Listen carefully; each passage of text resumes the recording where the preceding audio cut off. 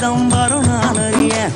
சிவ சிவ சிவ சிவ ரகர ரகர சிவ சிவ சிவ சிவ ரகர சிவ சிவ சிவ சிவ ரகர சிவ சிவ சிவ சிவ சாமி உன்மேது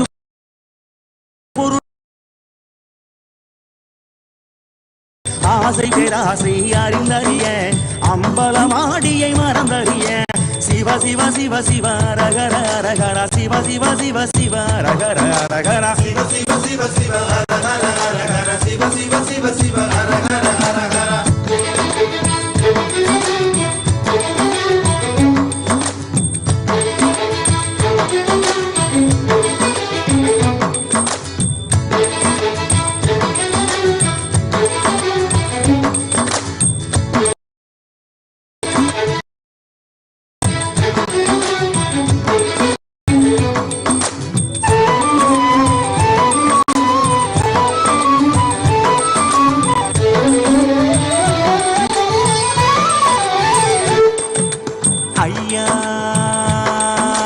சிவ சிவ சிவ ரகர ரகர சிவ சிவ சிவ சிவ ரகர ரகர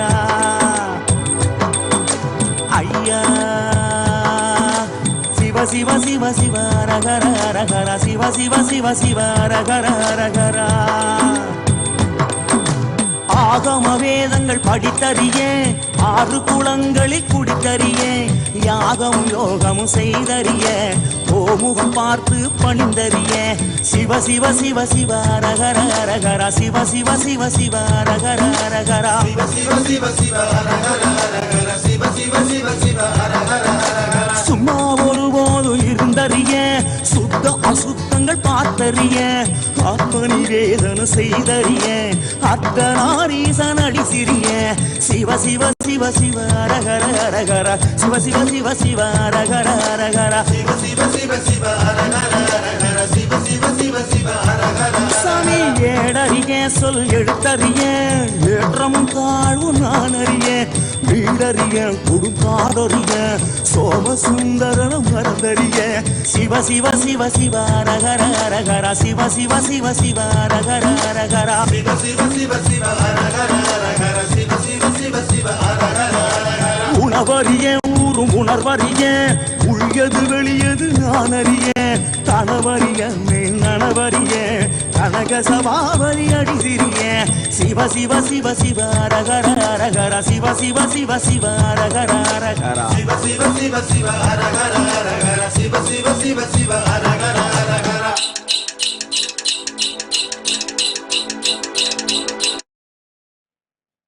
ஓம் நித்யானந்தேஸ்வர பரமசிவசமாரம்பாம் நித்யானந்தேஸ்வரி பரமசக்தி மத்யமாம் அஸ்மதாச்சார்யபர்யந்தாம் வந்தே குரு பரம்பராம்.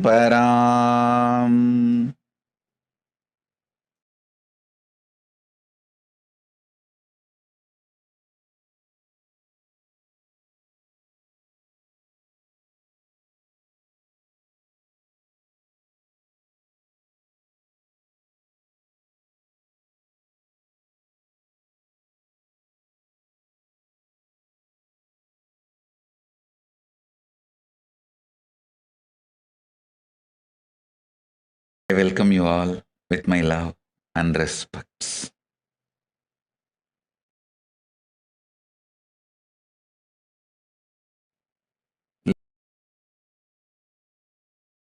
Living, practicing Hindus,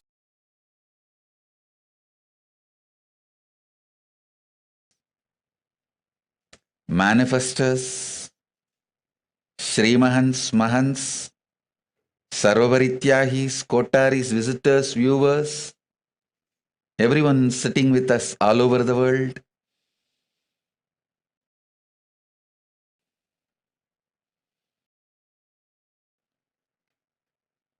Through Nithyananda TV, Kailasa TV, I welcome all of you with my love and blessings.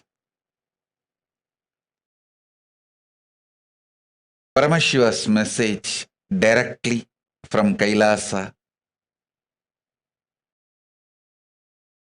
Son, what is happening now in the cosmos is the most favorable, supporting, auspicious ambience for enlightenment. See, the best thing that can happen to beings, the best spiritual breakthrough that can happen to beings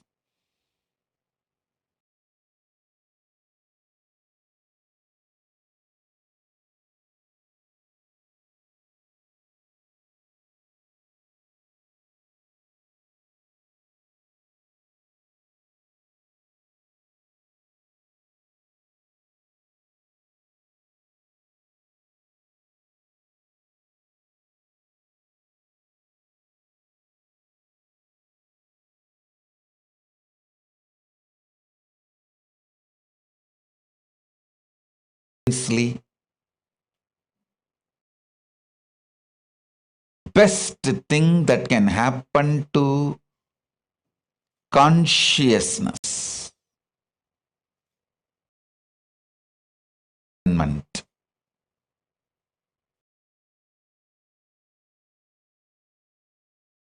Being part of this Paramashiva's mission as enlightened being. I tell you, when you become enlightened, you automatically become part of this Paramashiva's Kailasa, the mission.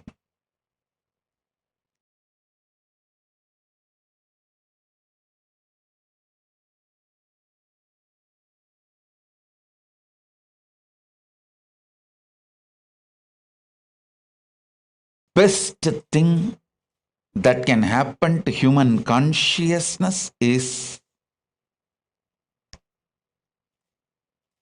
becoming enlightened and being part of this Paramashiva's mission, Kailasa.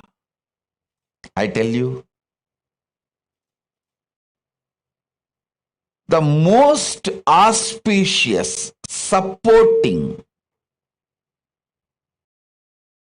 ambience for that great purpose is happening now. Listen. When you have a good rest, deep sleep, fresh in the morning, you will feel so good about everything, about you, about others, about life, everything. Same way, when you have deep samadhi, you will experience that feel-good feeling billion times more. If you had a good food, deep sleep, and wake up, how fresh you feel. You feel so happy about you, others. You feel like blessing yourself and blessing others. You have only very good words and moods for yourself and others. Listen. Same way, if you have a good samadhi, billion times more, you will feel good about you, others, world, everything. It is not even just feel good feeling, it's a reality. From that reality, I am talking to you all. அண்டத்தில் பாய்ந்தேன் அங்கிருந்தே கண்டதை எல்லாம் உங்களோடு கதைத்திட இந்த பிண்டத்தில் மலர்ந்தேன். கண்டதை அல்ல, கண்டதை எல்லாம் கதைத்திட இந்த பிண்டத்தில் மலர்ந்தேன்.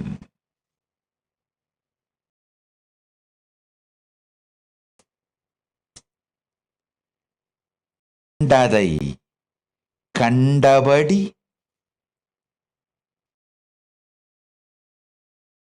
கண்டு உணர்ந்து கொண்டபடி ககனத்து மாந்தர்கள் உங்களுக்கு சொல்லிட இந்த பிண்டத்தில் மலர்ந்திருக்கின்றேன். பிறவாவரமளிக்கும் பெம்மான் சத்தியத்தை உரைக்கின்றேன் கேட்டு மறவாது உயிரில் மலரச் செய்து வாழ்ந்திடுங்கள். Listen intensely.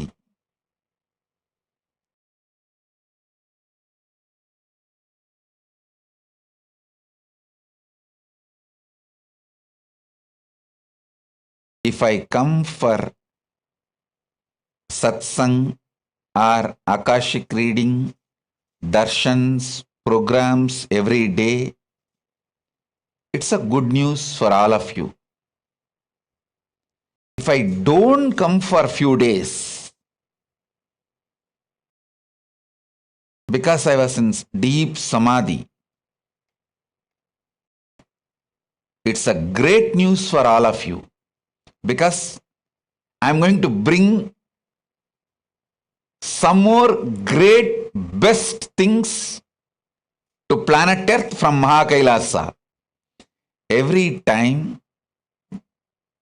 I go to Kailasa, reside in that vertical time zone in Samadhi, and come back, I have great gifts for all of you. Listen.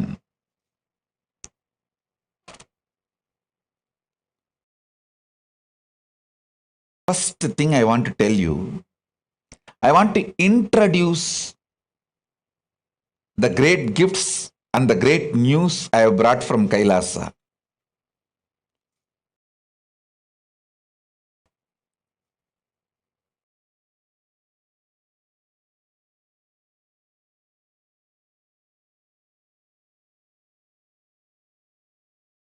First, listen.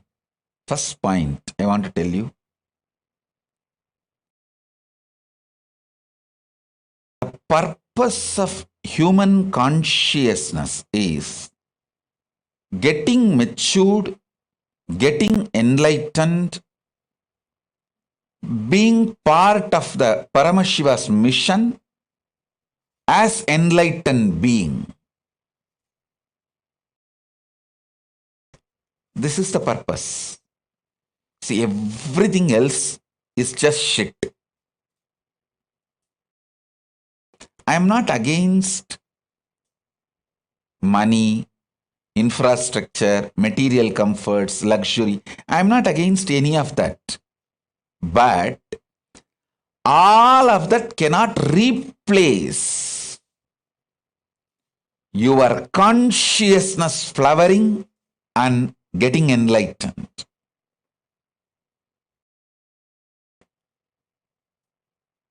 I am telling you,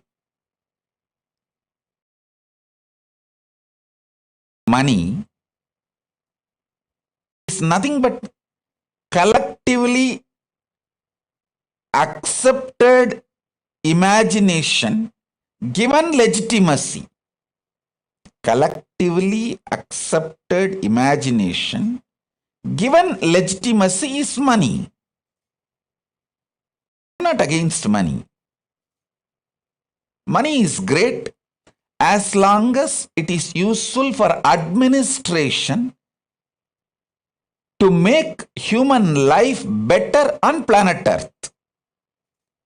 To make our lives better on planet Earth, if the money is useful, great. But if that same concept of money is used by chronic capitalists or manipulators in any field to stop human beings growing consciously, then I am against money. Be very clear. Listen. Money is great as long as it supports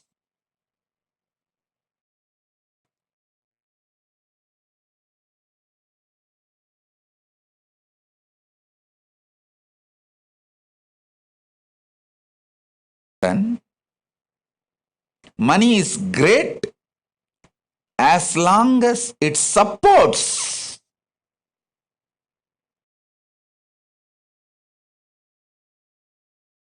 human beings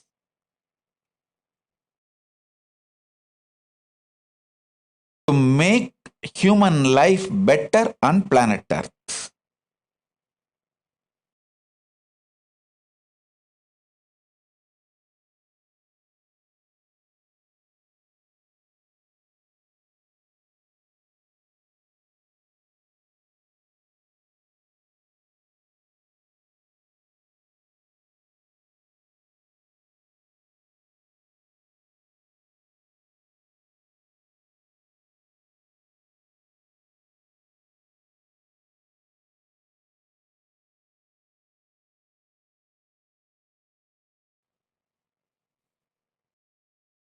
Listen, I'll repeat.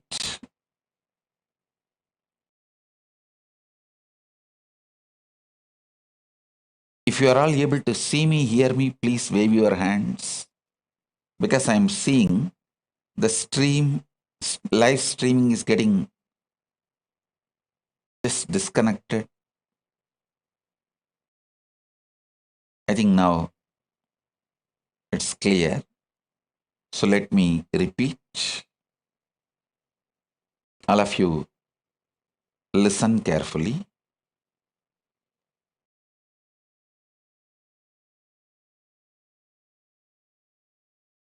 Money is great if it is useful to make human life better on planet Earth, because that very concept was imagined and given legitimacy to make human life better. For example, at this present given situation, the concept of money should be used to provide food, medical care, everything to all the citizens of planet Earth by providing a complete quarantine. Listen.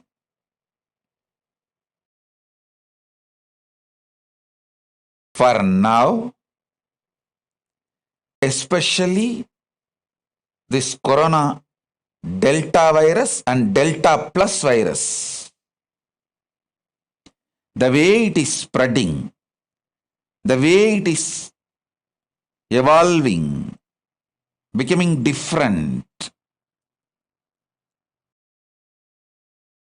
all human beings all over the world should be provided absolute multi-layer quarantine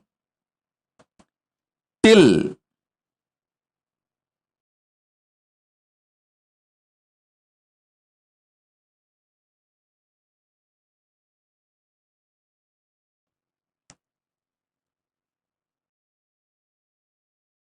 complete elimination of corona is done. Complete elimination of corona and its variants are done. Till we know for sure absolutely corona is eliminated, all human beings should be provided multi-layer quarantine, food, safety, everything. No human being should suffer without food and medical care. Actually, this should be the purpose of concept of money for the time being. Please understand.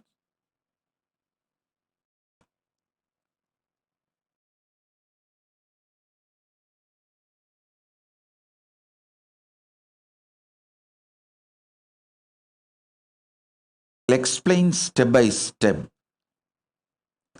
where humanity is missing, where the decision makers are failing to see the blind spot.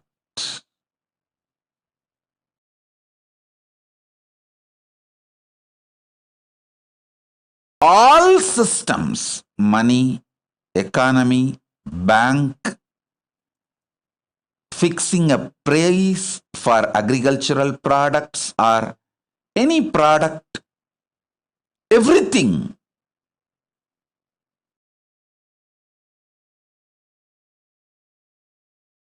is just to make human life better on planet Earth.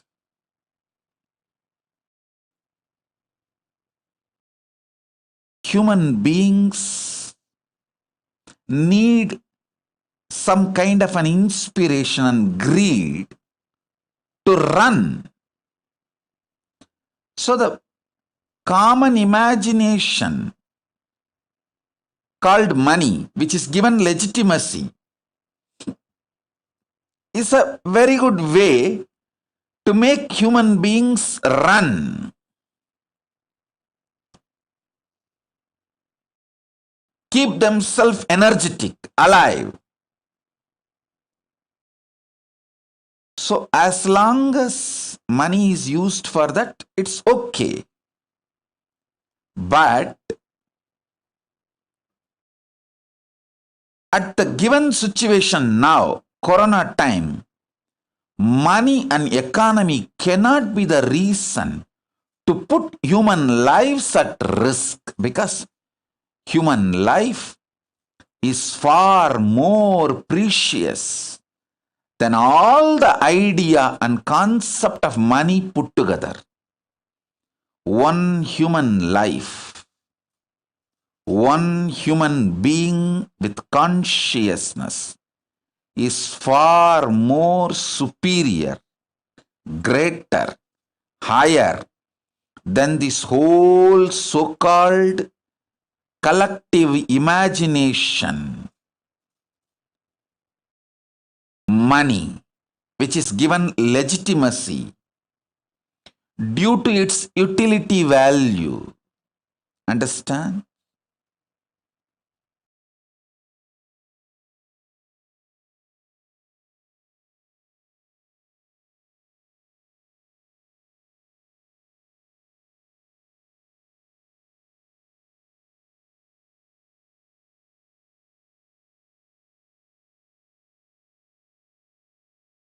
The whole system, the man-made human civilization, need to remember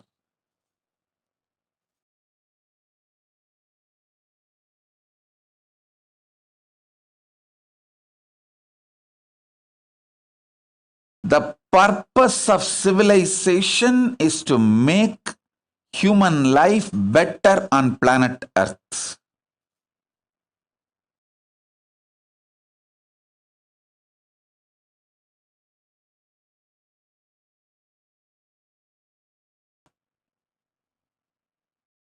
We just need human beings to look at this whole human civilization with fresh eyes. What our ancient enlightened rishis, the forefathers of our civilization, from Paramashiva, Paramashakti, the whole Guru Parampara, our ancient missionaries of this human civilization. What was their vision? Are we going towards that? It is time we just sit back, look with the fresh eyes.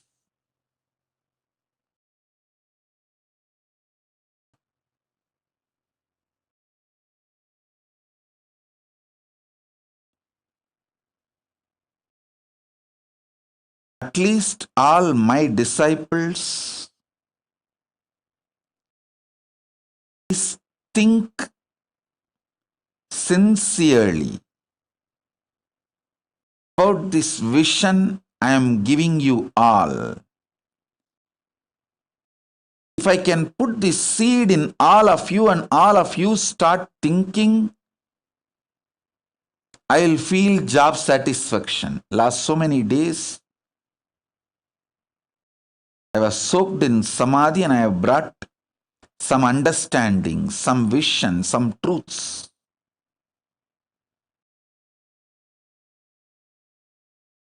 To share with all of you.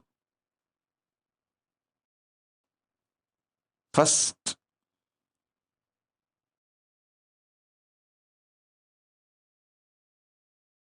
everything is for the sake of human consciousness to flower, get enlightened, be part of this great Paramashiva's mission of making everybody enlightened. That's the first truth. Second, listen. This is the deep, sacred secret. Paramashiva has 5 phases: creation, sustenance, rejuvenation, delusion, liberation.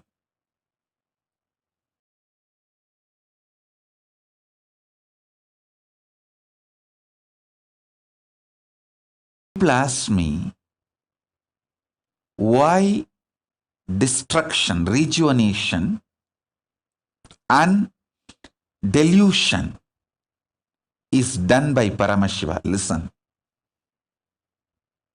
Whenever the forgetfulness is given to you, when you start forgetting the past,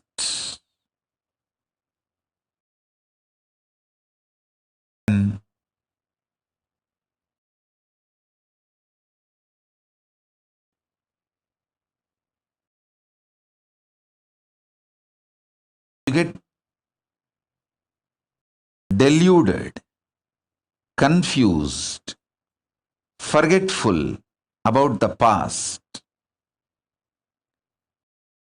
The great possibility for a breakthrough is given to you. Listen. If you remember your past and proceed with your life further, that is called growth.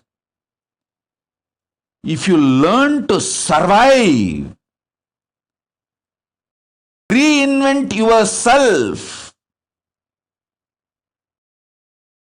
during the absolute forgetfulness, delusion, confusion,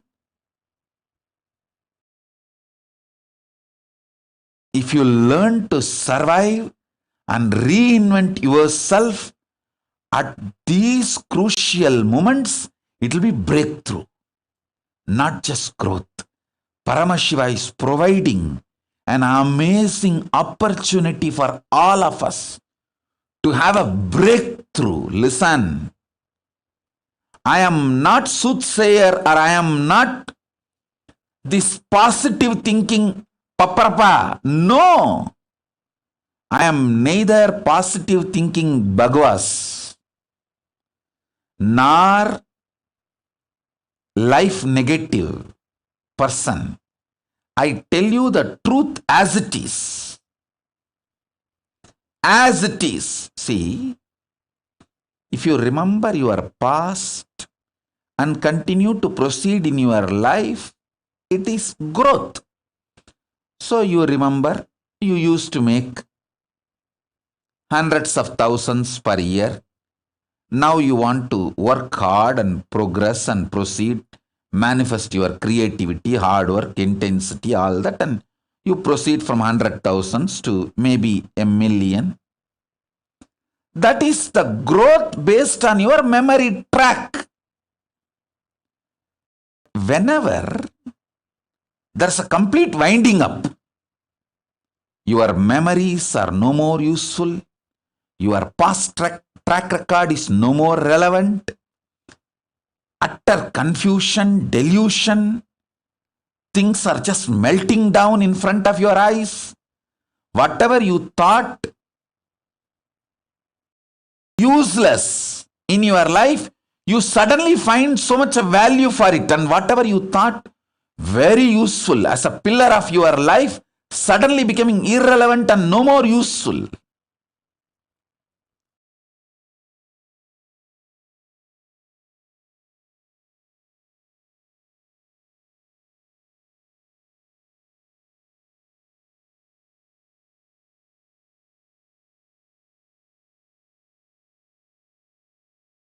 This whole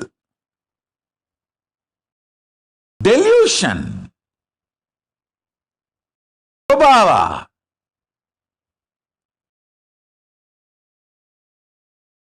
the great deluge happening is an amazing opportunity for all of you. Amazing opportunity for all of you to reinvent yourself, to have a breakthrough for your life, to give an amazing breakthrough to yourself. I tell you,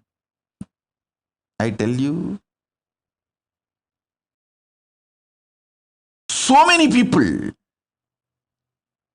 all over the world, I am seeing many things they felt is the most important pillar, foundation of their life is neither relevant nor useful. It is not even there. Suddenly it is not there. It's just not there. Many things which you thought is not great part of your life become so relevant, too important. Some few spiritual understandings, ideas which you never thought is too important, some spiritual book, suddenly now all of that has become too relevant, and you are spending time with that books, with that spiritual material 24/7. It has become so relevant. Every word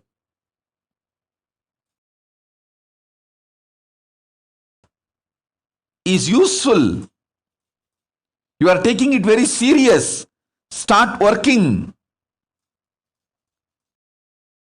Nowadays, I am not teaching at all about completion because everyone has to practice completion even to survive without getting mental breakdown. If you have to be without becoming Paityam, loose, and sail through this great deluge and the whole pralaya, you have to practice completion and spiritual truths. Otherwise, you will be scratching your head. And otherwise, what will happen to you? Nobody knows. How you will be, nobody knows. The spiritual truths have suddenly become so relevant, even for basic survival. I'm telling you.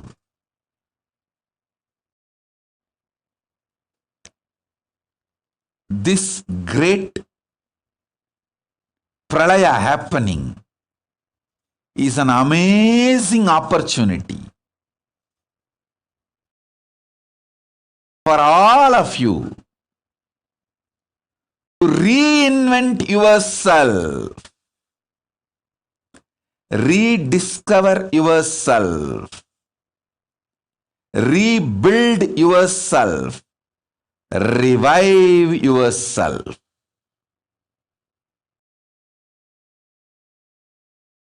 You don't need to be growing. You can just be recreating yourself. Many of the things which you thought very important in your life, relationships, people, wealth, buildings, home, office, infrastructures, many of that is no more part of your life. Some have become even irrelevant.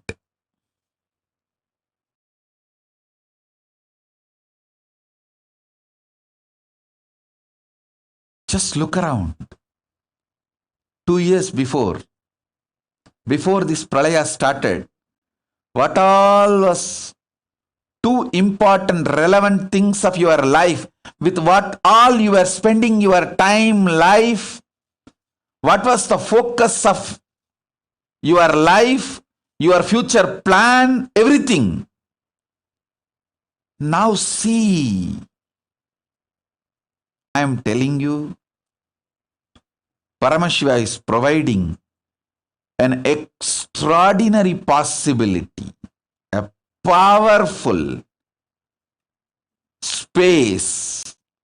You may never get another pandemic, pralaya like this, even if you want, next few hundred years. Let us not miss it. It's an amazing opportunity to get enlightened. Listen carefully. I'll repeat. I wanted to repeat every statement I am making 10 times so it gets into your inner space. Listen.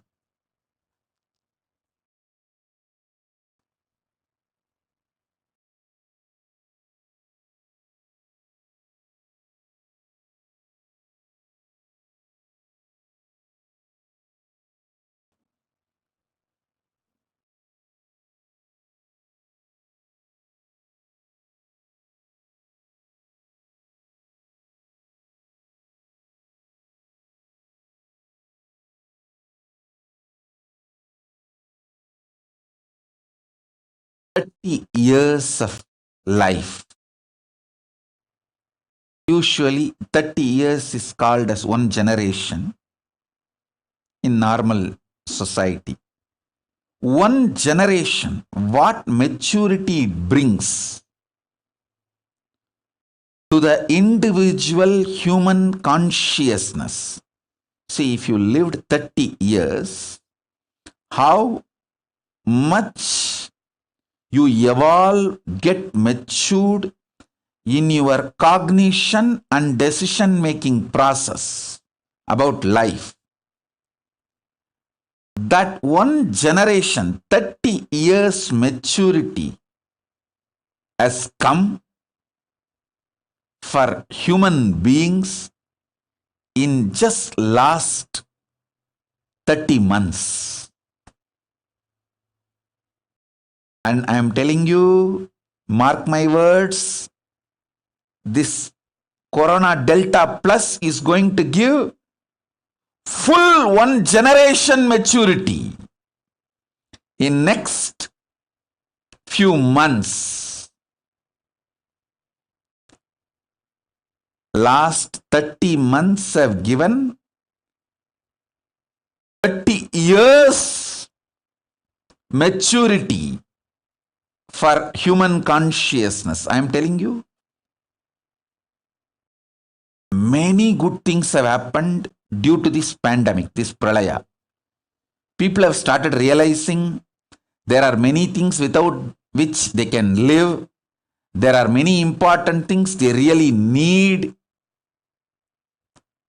especially the need for the spiritual strength.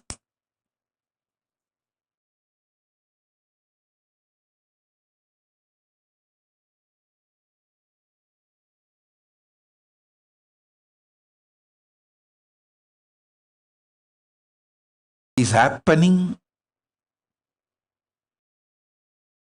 in every being. Every being has started realizing the need for the spiritual strength, the need for enlightenment.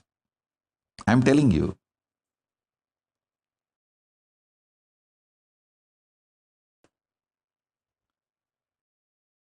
This last 30 months have given humanity the maturity which usually comes by 30 years, one generation. And mark my words, next few months, the Corona Delta Plus is going to give full 30 more years, one more generation maturity to humanity. Not only the way, quick and fast way the Delta plus virus is spreading, the way it is going to impact the health of the human beings and the death rate, all that is going to give one generation maturity to human beings.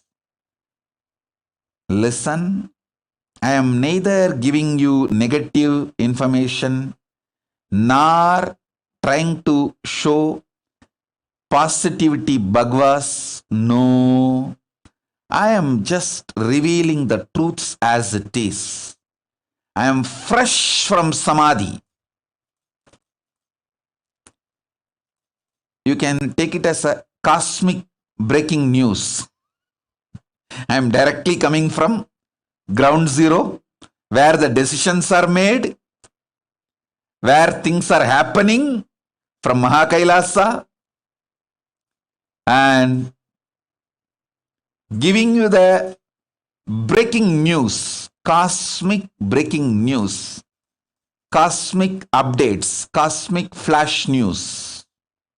Listen carefully.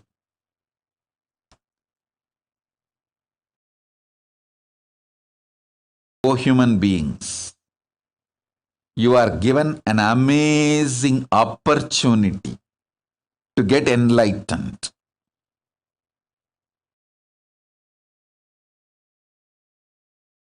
Let your first priority to be being alive. Keep yourself healthy, physically, mentally. Learn, practice as much as possible intensely Nirvikalpa Samadhi, the science of unclutching, science of completion, science of power manifestation. I have already revealed all these sciences to all of you. It's all available freely. Pick up and start practicing intensely. Because everything else is irrelevant.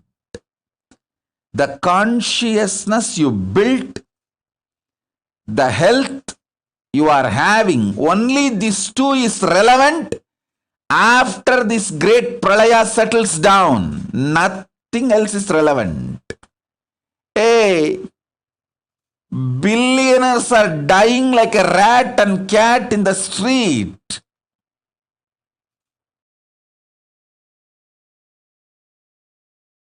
The common imagination concept money, which is given legitimacy, has no meaning.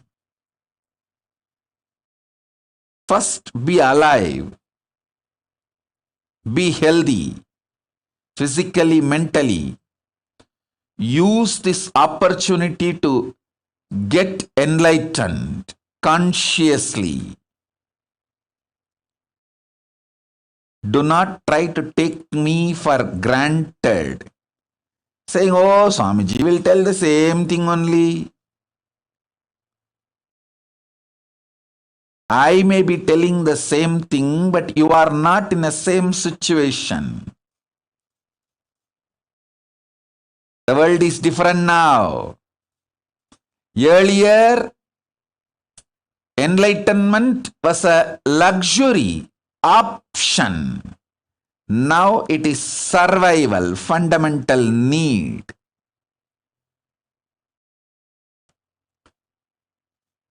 Just like your morning breakfast, enlightenment is the fundamental need.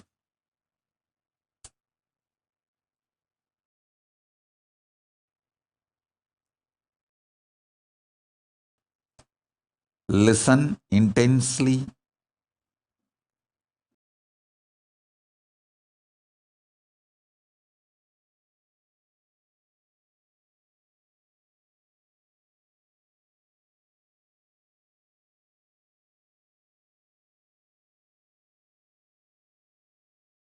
This pralaya, by thoroughly shaking all your ideas, plans, imaginations, it is upgrading you, updating you, making you matured more than one generation. 30 years. Usually what changes will happen in the human society, whether mentally, physically, the way the economy functions, the way humanity evolves. See, 30 years before, the idea of passport, visa, and now the idea of the passport, visa, it has matured like anything. Few years before, the president of the Ecuador announced that they are going to create a system where the idea of passport and visa become irrelevant for humanity. Means the free travel. I am giving you a rough paraphrased version. You can Google and get that news link.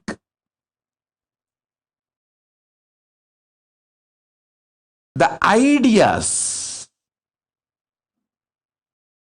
See, earlier, when the idea of passport and visa, all this was happening 30 years before, it was more for restriction purpose. Now it is more for facilitating purpose.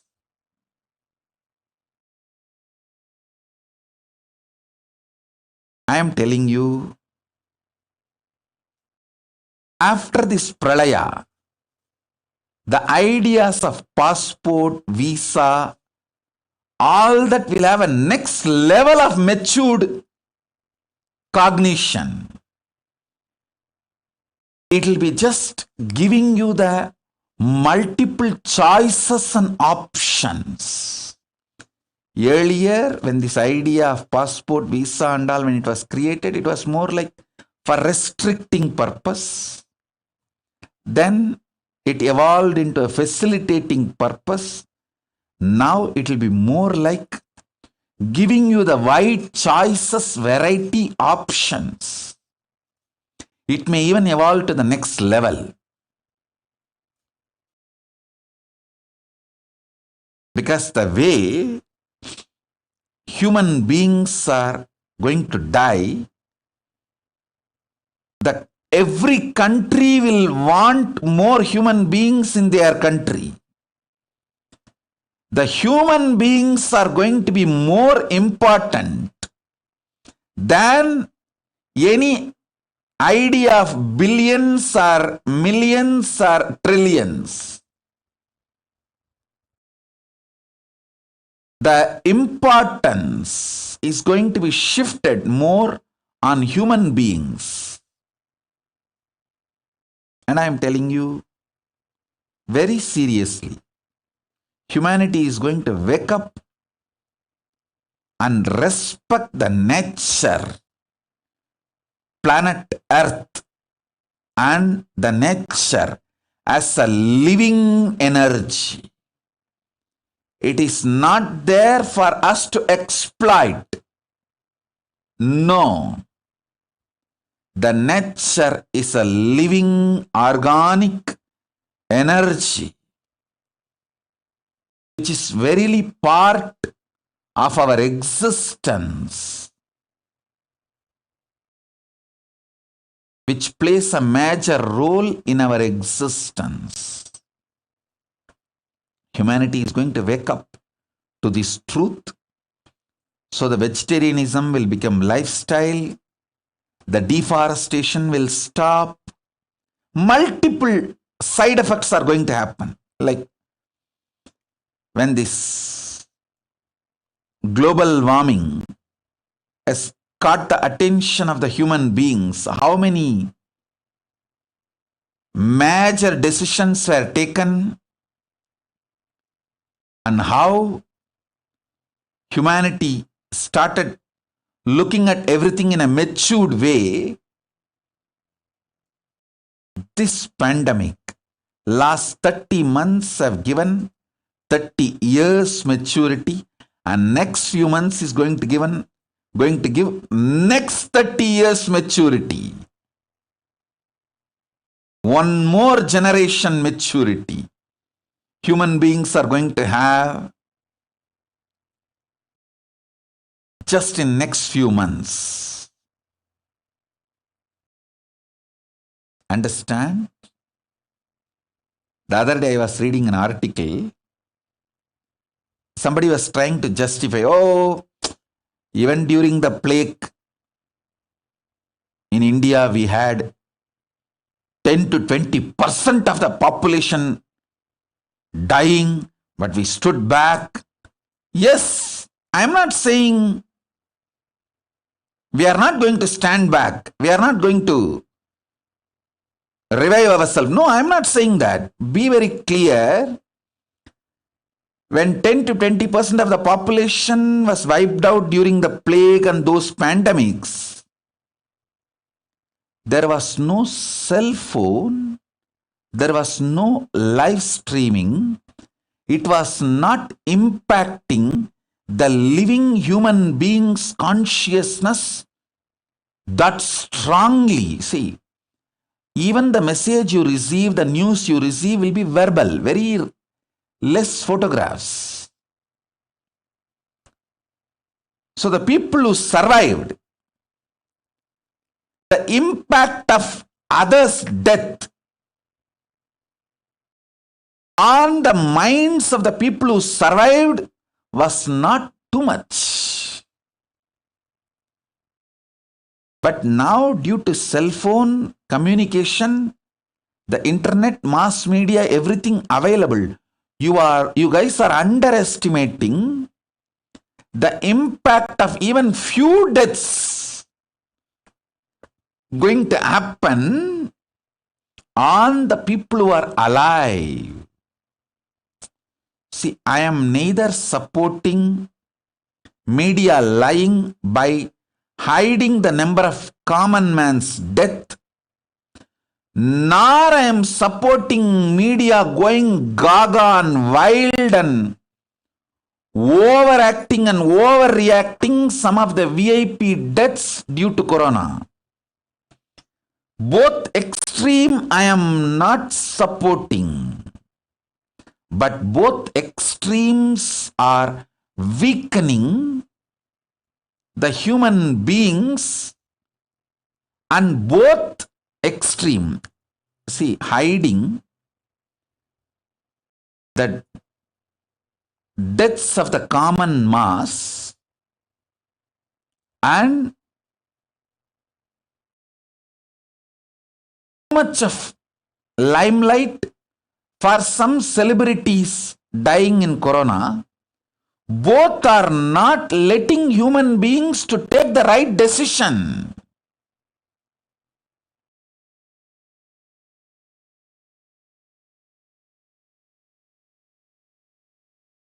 We need the truth, facts for human beings to take the right decision about life.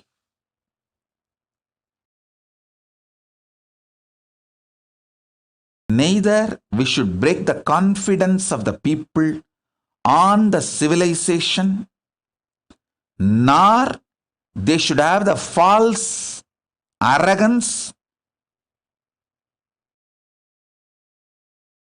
and roam around without protecting themselves from the corona.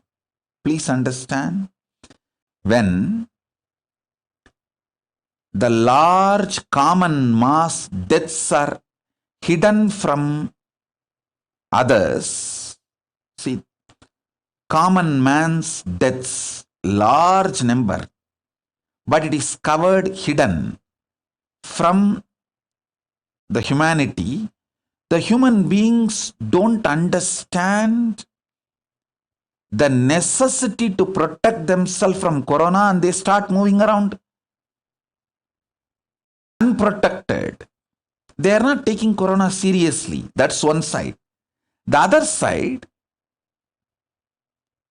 too much importance is given to these VIP deaths due to corona, that makes human being lose confidence on the society, human civilization. That is also not going to work, because that gives a kind of arrogant decision. What can be done? Even those VIPs are dying.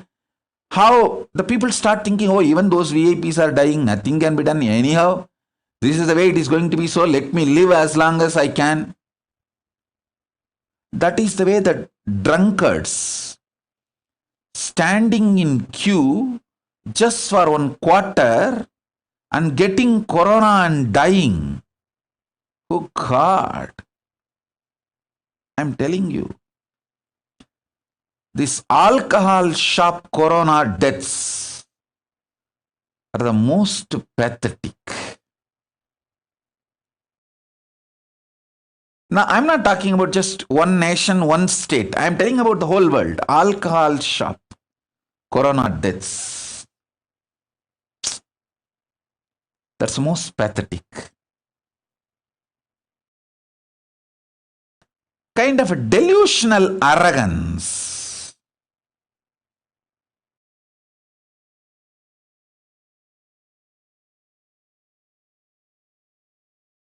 Enters into human beings. Neither this extreme is right, nor that extreme is right. Neither hiding the mass, common man's deaths are right, nor giving too much of limelight to the celebrity deaths due to corona is right. Both are wrong. People need to be given the fact, not only fact, they need to be educated rightly, and especially provided the ambience and security. All the decision makers all over the world, on behalf of Kailasa, I request all of you, please provide food, basic medical care, shelter to all human beings under your care. Multi-layer quarantine till this corona is completely eliminated from planet Earth, till that spreading cycle, that chain is broken.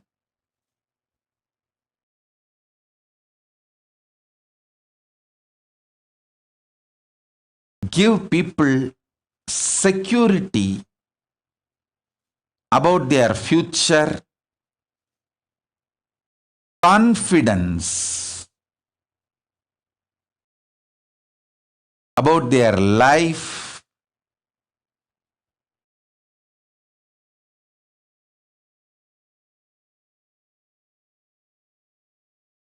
this is the first priority for all the decision makers all over the world. I sincerely request all of you humbly, make this as your first priority.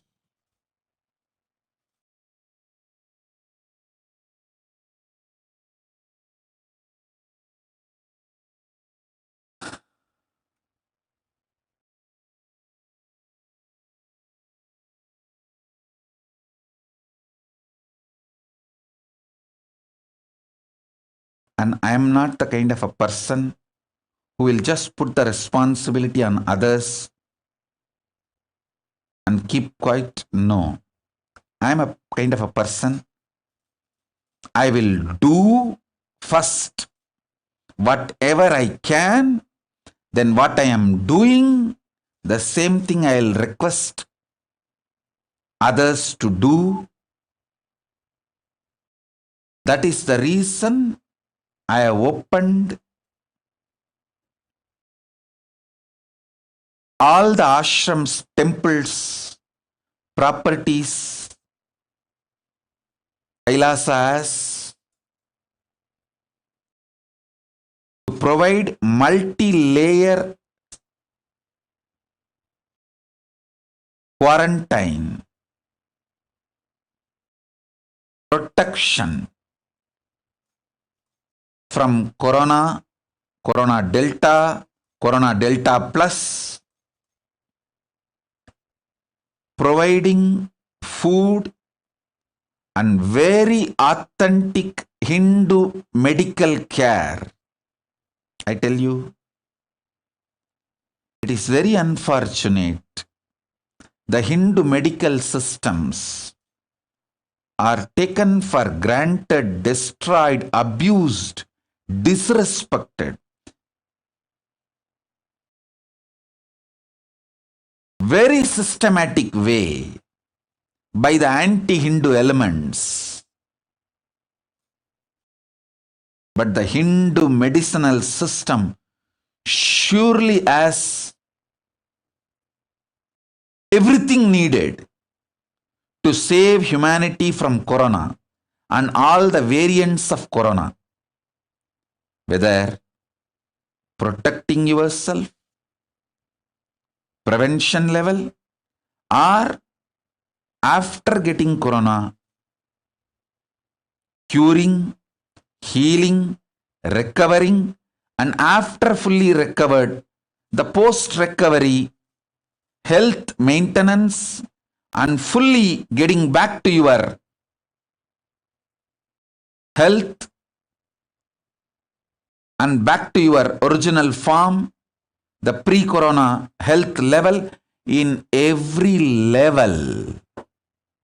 The Hindu medicinal system, when I say Hindu medicinal system, I mean Siddha, Ayurveda, and all the subsects, branches of Siddha and Ayurveda.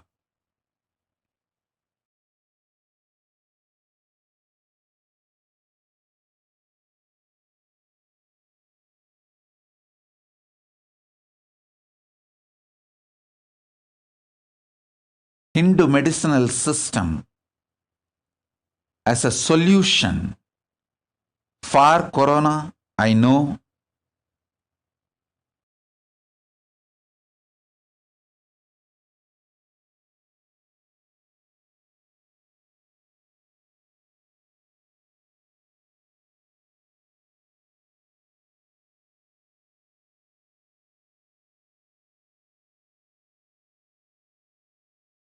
Whatever way I can help, I'll continue to help.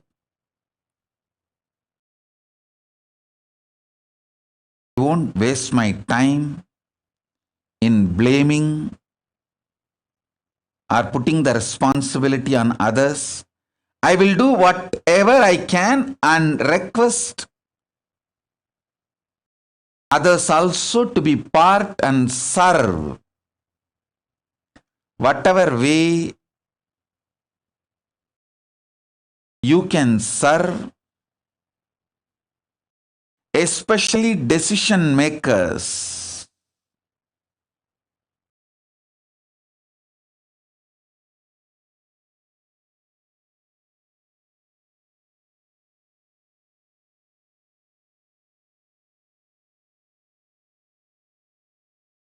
People who are under your care,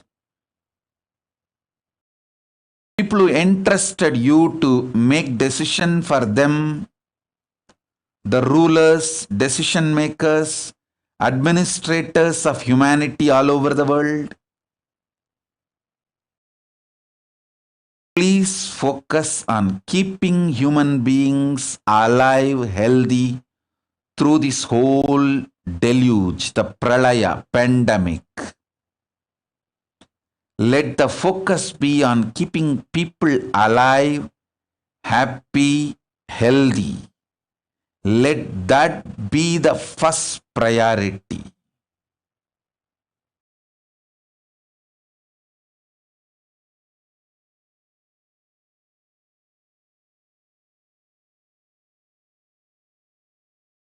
Let that be the first priority.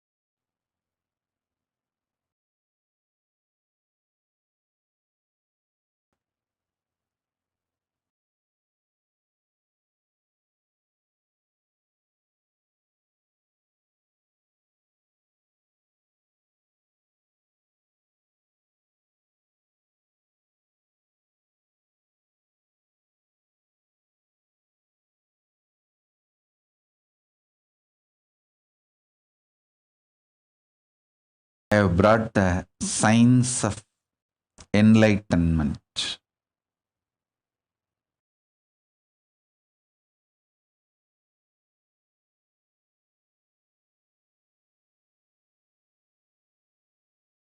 Especially for the humanity during this pandemic, this pralaya time, this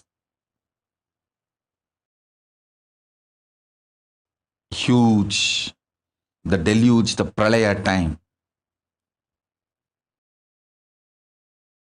Few months, I'm going to focus on making as many of you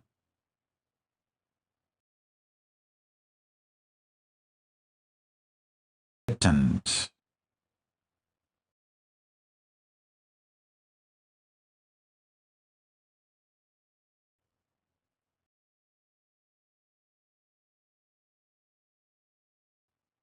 So this instruction is for all the Kailasa,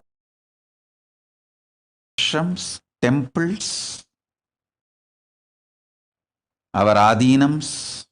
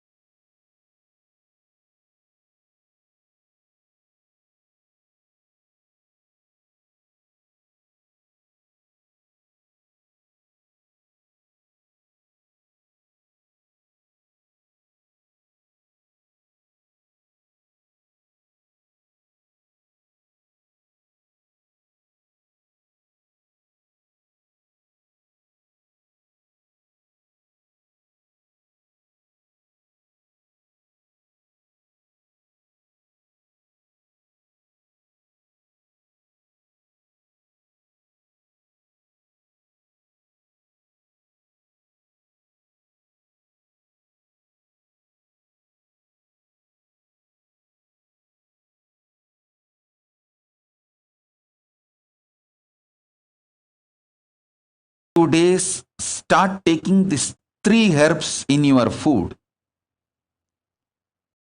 Karisalanganni, Ponnanganni, Thuduvalai. I'll repeat. I'll even put the English word in the social media as the gist of the satsang.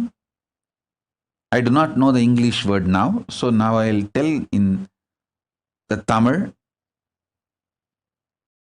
Ponnanganni, Karisalanganni, Thuduvalai. All the ashram should grow these 3 herbs.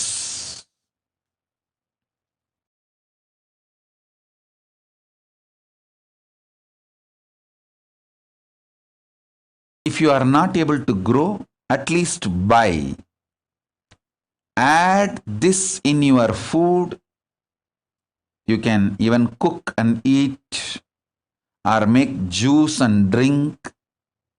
In any form, add at least little quantity of all these 3 every day.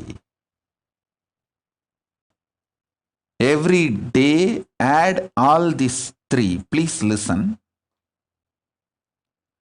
These 3 herbs strengthen your body and mind. It helps you to receive the enlightenment, manifest powers. These are the powerful aushadas. Actually, I'll tell you one incident.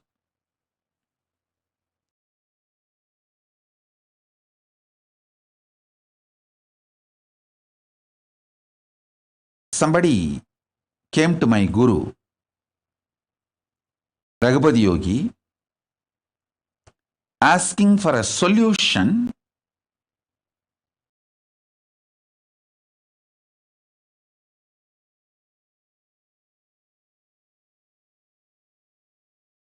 in his house. He wants a solution. Then my guru told him, bring Thuduvalai leaf, 10 leaves tomorrow. I was sitting next to my guru when he gave this solution. I thought maybe when the Thuduvalai comes, he is going to energize him and make him eat or whatever. I just waited. Next day, that person came with that 10 Thuduvalai leaf. My guru took that Thuduvalai leaf in his hand and asked me to eat. I didn't understand why he's asking me to eat. I ate. And he asked me to sit. And he told that person, the devotee who came for solution, to touch my feet and do Pada Puja to me. Take my blessings.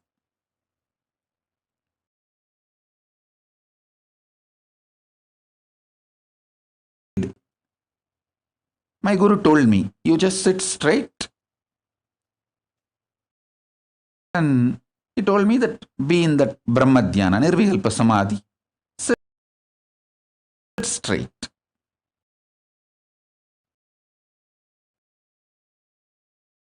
He did the Pada Puja and whatever he was supposed to do. Then my guru told me, bless this person. As my guru told me, ordered, from that Nirvikalpa Samadhi, I blessed him. He went away. Maybe in 10-15 days, he came back saying that the whole problem is solved completely. Asked my guru, what exactly happened? Tell me. Raghupati Yogi told me, hey, you are Paramashiva. When time comes, you will realize. Whether you realize or not.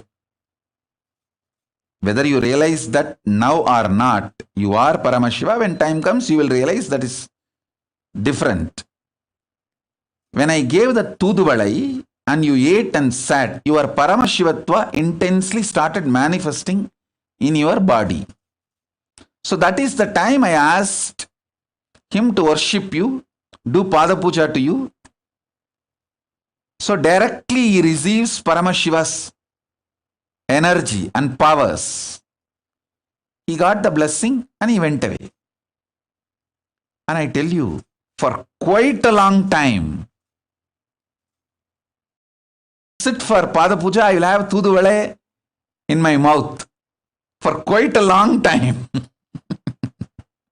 Only after I started traveling outside India, when we were not able to get that herb, and by the time it was also not required, I stopped using. Toothuvai is that powerful herb. When you use Toothuvai every day, simply you manifest the powers of Paramashiva. Karisalanganni, Ponnanganni, Toothuvai. All this heals your body and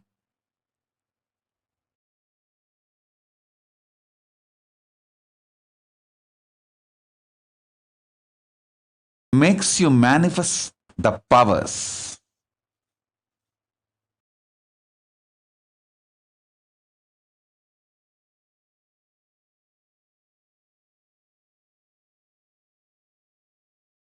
Especially all of you who want to manifest powers, whenever I give Shakti Pada and Shakti Nipada, if you want to receive my initiation and manifest the powers, please start adding these 3 herbs in your food regularly. Actually, these 3 are very powerful herbs, even to bring health in you. How much quantity to use? You can just Google any Ayurvedic or Siddha website. They'll tell you. Maybe 10 leaf maximum per day. 10 leaf of Karisalanganni, 10 leaf of Ponnanganni, 10 leaf of Toothuvai. You can take it in the morning or noon or in the evening. You can make tea.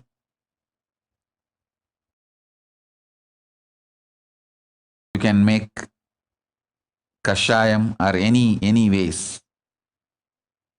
And or you can take it as part of your food also.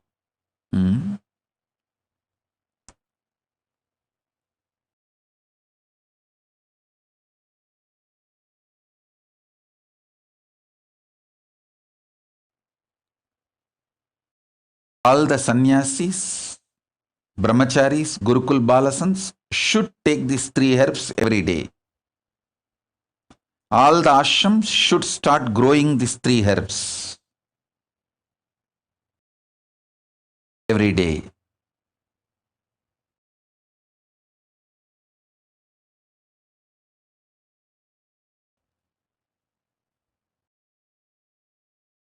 You are all ready to receive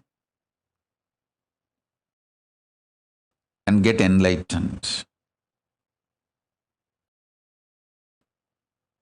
This whole science which I am bringing now, just your integrity is enough. Wherever you are, your integrity is enough.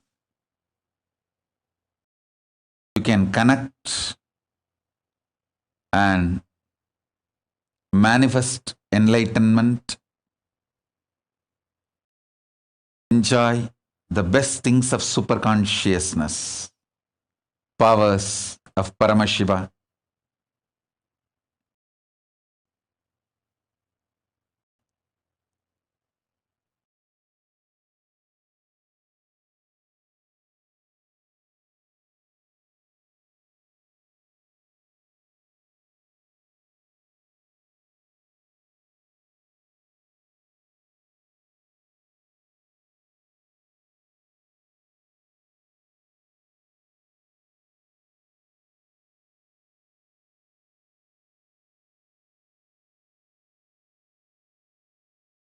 all the adinams, ashrams, if you start growing in the ashram, especially where I used to walk, in that very land that Aushadha can be programmed through the energy. I brought enough energy from Kailasa. I'll program them for all of you to manifest enlightenment and powers of Paramashiva.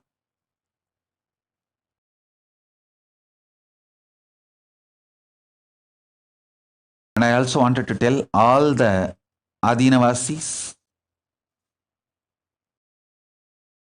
of all ashrams, if you grow this 3 herb and give freely to other devotees all over the world who can't grow on their own in their house, you will get all the punya, good karma and blessings.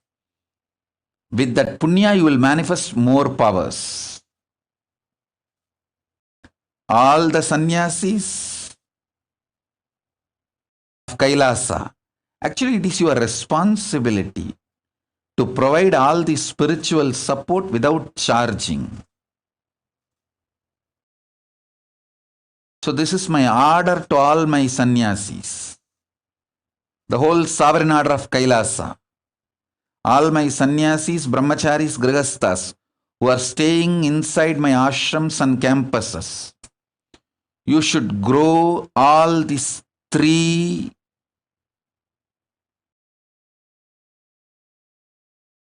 herbs. Karisalanganni, Tuduvalai, Punnanganni. And not only you can consume, you can enjoy it. You should distribute to anyone who has free of charge. Free of cost, you should give. Maybe you can let people pay the transport. Shipping expense they can pay.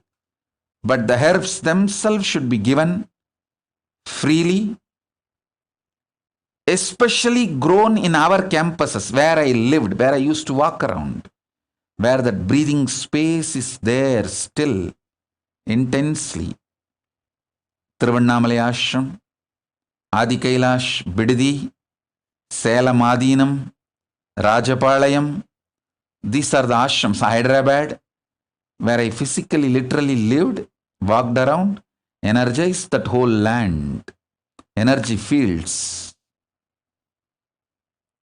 All the ashrams I mentioned, all those Adinavasis should grow these herbs. You should use and share with the world. This is your responsibility.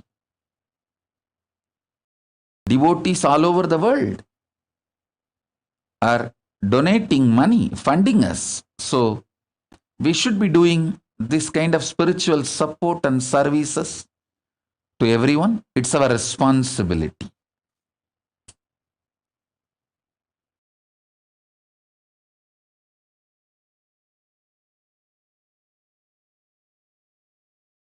It is too easy to grow. It's not difficult, very easy to grow, especially in India. We have so much land. I used to go and stay in Rajapalayam. Rajapalayam, we have a 40-acre land, beautiful agriculture land inside a forest. I used to purposely go and stay there. People used to ask, why Swamiji going and staying in that forest? I said, hey, I'm energizing this whole area. You guys don't know, in future, so many Siddha, Aushadhi herbs are going to grow here, which will be useful for the whole world, which will be useful for the people to manifest powers.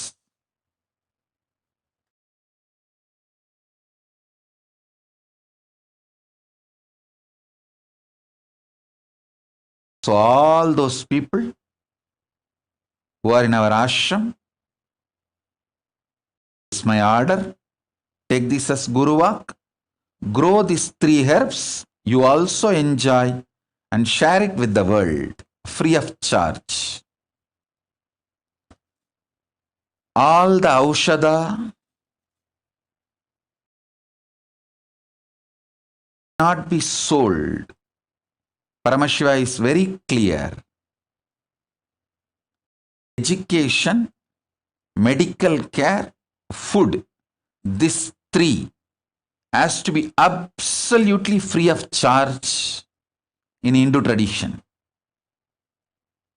When you are giving education, you can accept Guru Dakshina, which is voluntary.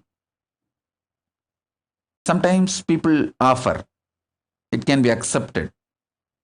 But the transaction or the bargain cannot exist as a compulsory prerequisite for knowledge transmission.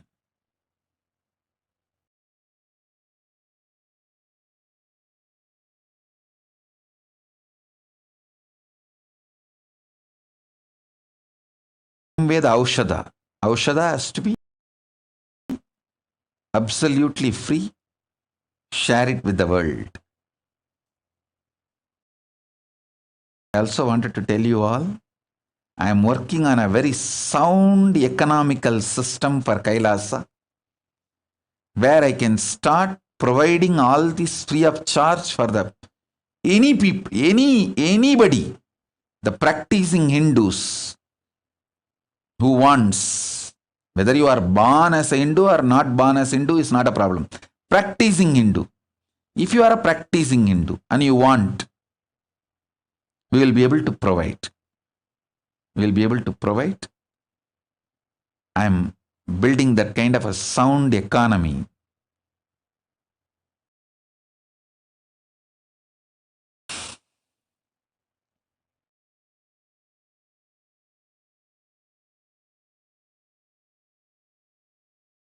The future is conscious centric, not money centric.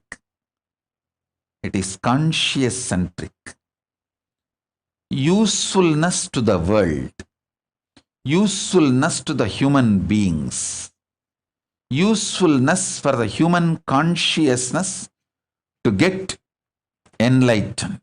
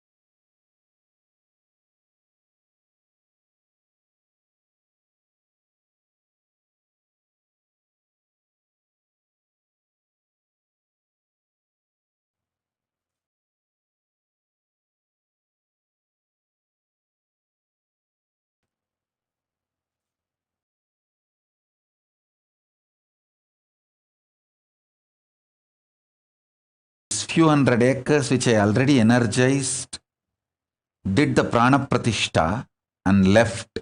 See, in Hindu tradition, the herbal garden, Siddhavana, Siddha Aranya, has to have Vastu Santi,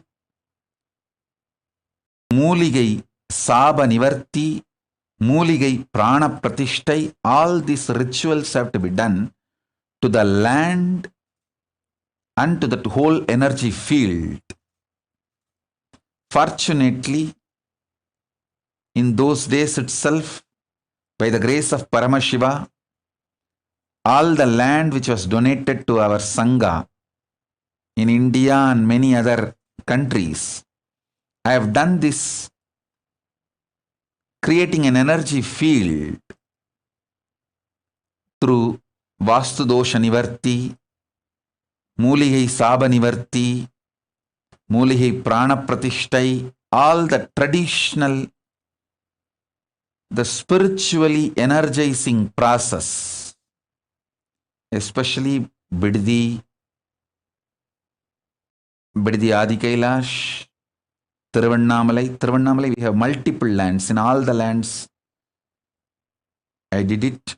And Salamadinam and Rajapalayam, we have multiple pieces of lands. In all the lands, I did it. And Erode, Tirchangoda Adinam. So all the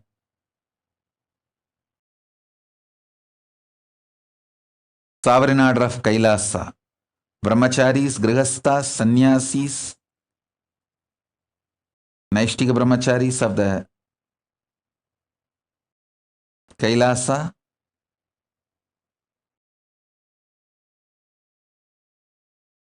grow these herbs in all this sacred land, which is 1,000 times more powerful than anywhere grown outside. Because this will be powerfully spiritually programmed. And this, which we grow inside our energy fields, will be powerfully spiritually programmed one, and it retains its spiritual energy. And directly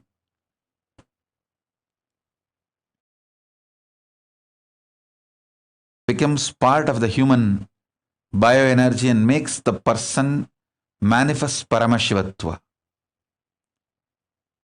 So, all our Adinam should take the responsibility, at least growing and sending it to our devotees who are very sincere in power manifestation, who want to really get enlightened.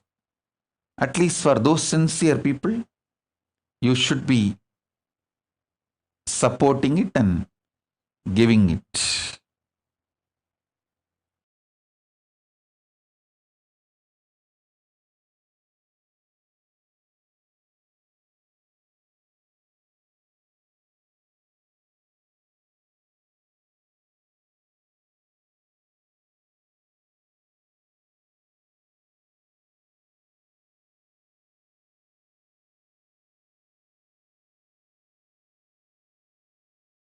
Continue with further satsangs and initiations to transmit this sacred enlightenment science and power manifestation science, which I brought from Kailasa, with all of you.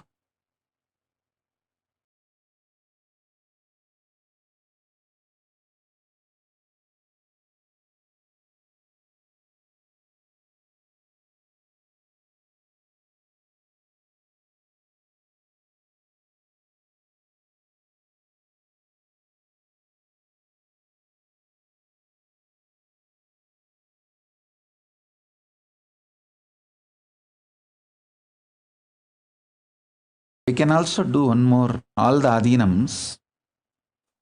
We can grow these plants and make even seeds from these plants and send that to people all over the world so they can grow. That seed will have the same power, same spiritual energy and spiritual programming. So that service also is great service.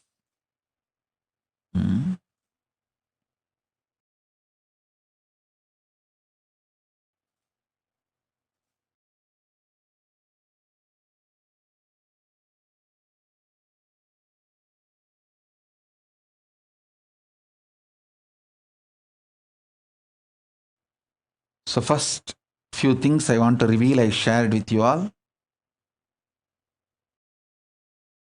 I have many more things to reveal. I'll reveal in further satsangs. For now, this.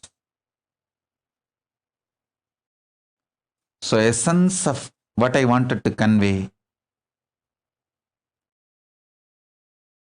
Be alive, protect yourself from Corona, Corona Delta Plus, and all other multicolor fungus, black fungus, yellow fungus, green fungus, other variants and other sister cousins of this corona. Protect yourself from all of this by double layer quarantining. Use this time to experience and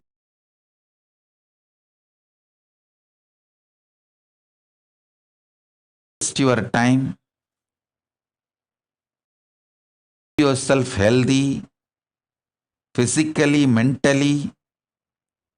Spend more and more time in Nirvikalpa Samadhi, unclutching, completion, ajapa, intense spiritual practice.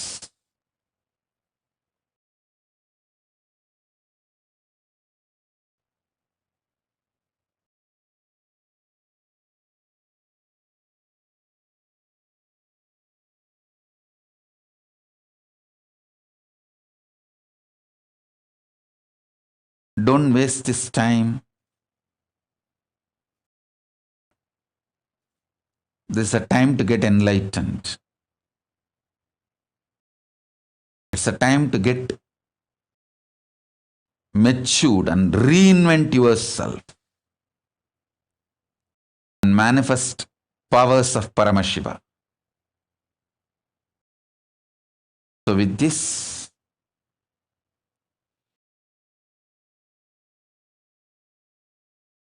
I bless you all.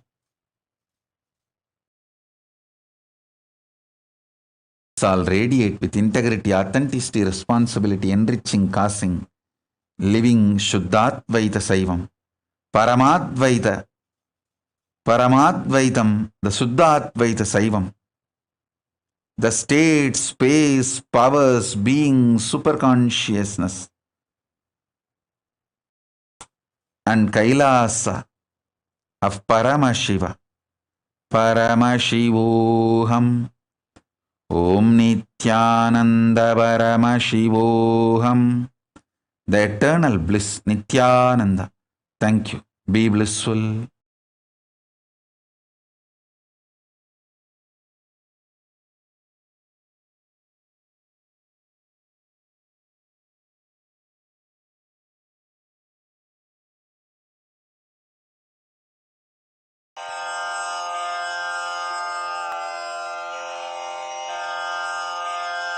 श्रीकैलासोन्नतद्वादशान्तश्यामलापीठारूढ श्रीमीनाक्षिसुन्दरेश्वरा भिन्नस्वरूप परशिवपुत्ररत्न Kumar गुरुमण्यतुल्यावतार श्रीपार्वतीस्तन्यपानलब्धदिव्यज्ञान विश्रुतसकलनिगमागमसारभूत Dravid वेद प्रवक्त्रे श्रीमत्परमशिव करुणा समधिगत मुक्तामय चतुरश्रयान गीयमान छत्र चामर श्रीचिह्न काहलादि समस्त बिरदावल्यलङ्कृत ज्ञान विज्ञान चक्रवर्ती सर्वजन संघ सद्यो निर्वाण दीक्षा व्ययापवर्गवर्ष विश्राण जीमूत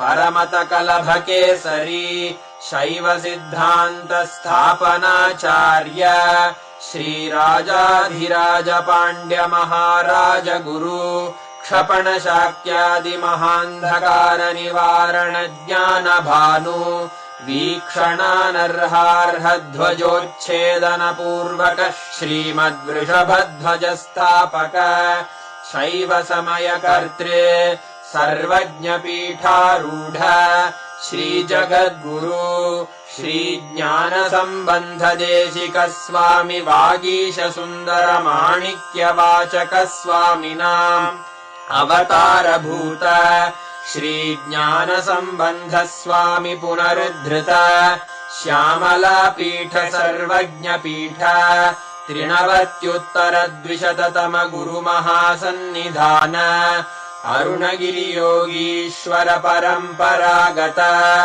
अरुणाचल सर्वज्ञपीठ गुरुमहासन्निधान कैलास परम्परागत काञ्ची कैलास सर्वज्ञपीठ त्रयस्त्रिंशदुत्तरद्विशततम गुरुमहासन्निधान नित्योत्सव नित्यमङ्गल नित्यकल्याण नित्यरजित कैलास परम्परागत आदिकैलास नित्यानन्दपीठ महासंस्थान महासिंहासन पीठकर्तः साक्षात् श्री परमशिव समुद्भूत कैलास परम्परागत वैवस्वत मनु इक्ष्वाकु हरिश्चन्द्र भगीरथ श्रीरामचन्द्र शूरसेन इत्यादि अनवच्छिन्न सार्वभौम चक्रवर्ति परम्परागत चतुष्षष्टि योगिनी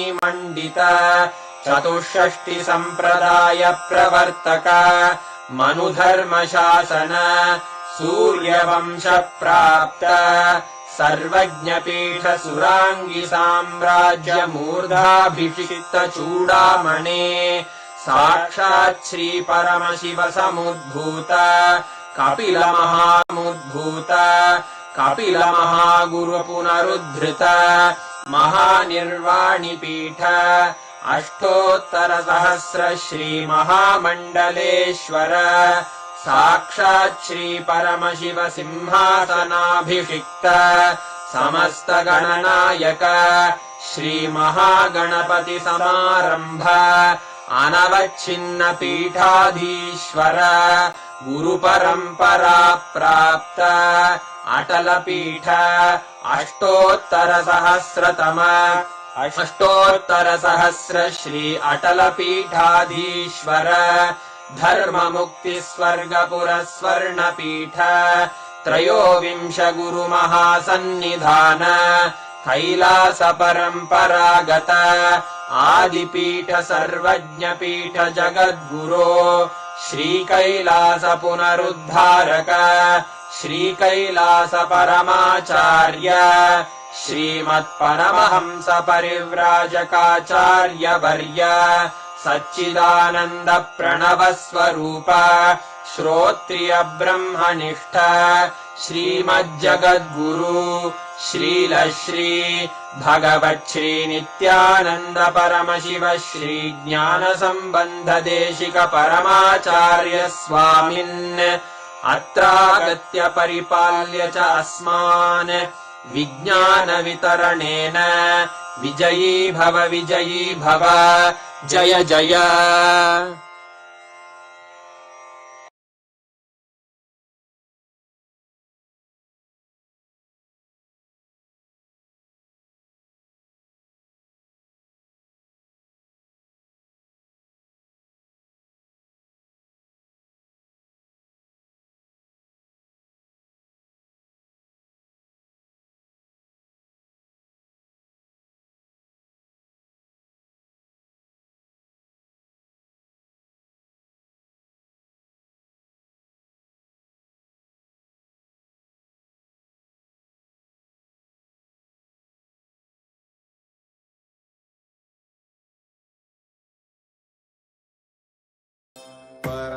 परमशिवोऽहम् ॐ नित्यानन्द परमशिवोऽहम् ॐ नित्यानन्द परमशिवोऽहम् ॐ नित्यानन्द परमशिवोऽहम् नित्यानन्द परमशिवोऽहम् ॐ नित्यानन्द परमशिवोऽहम् ॐ Nityanand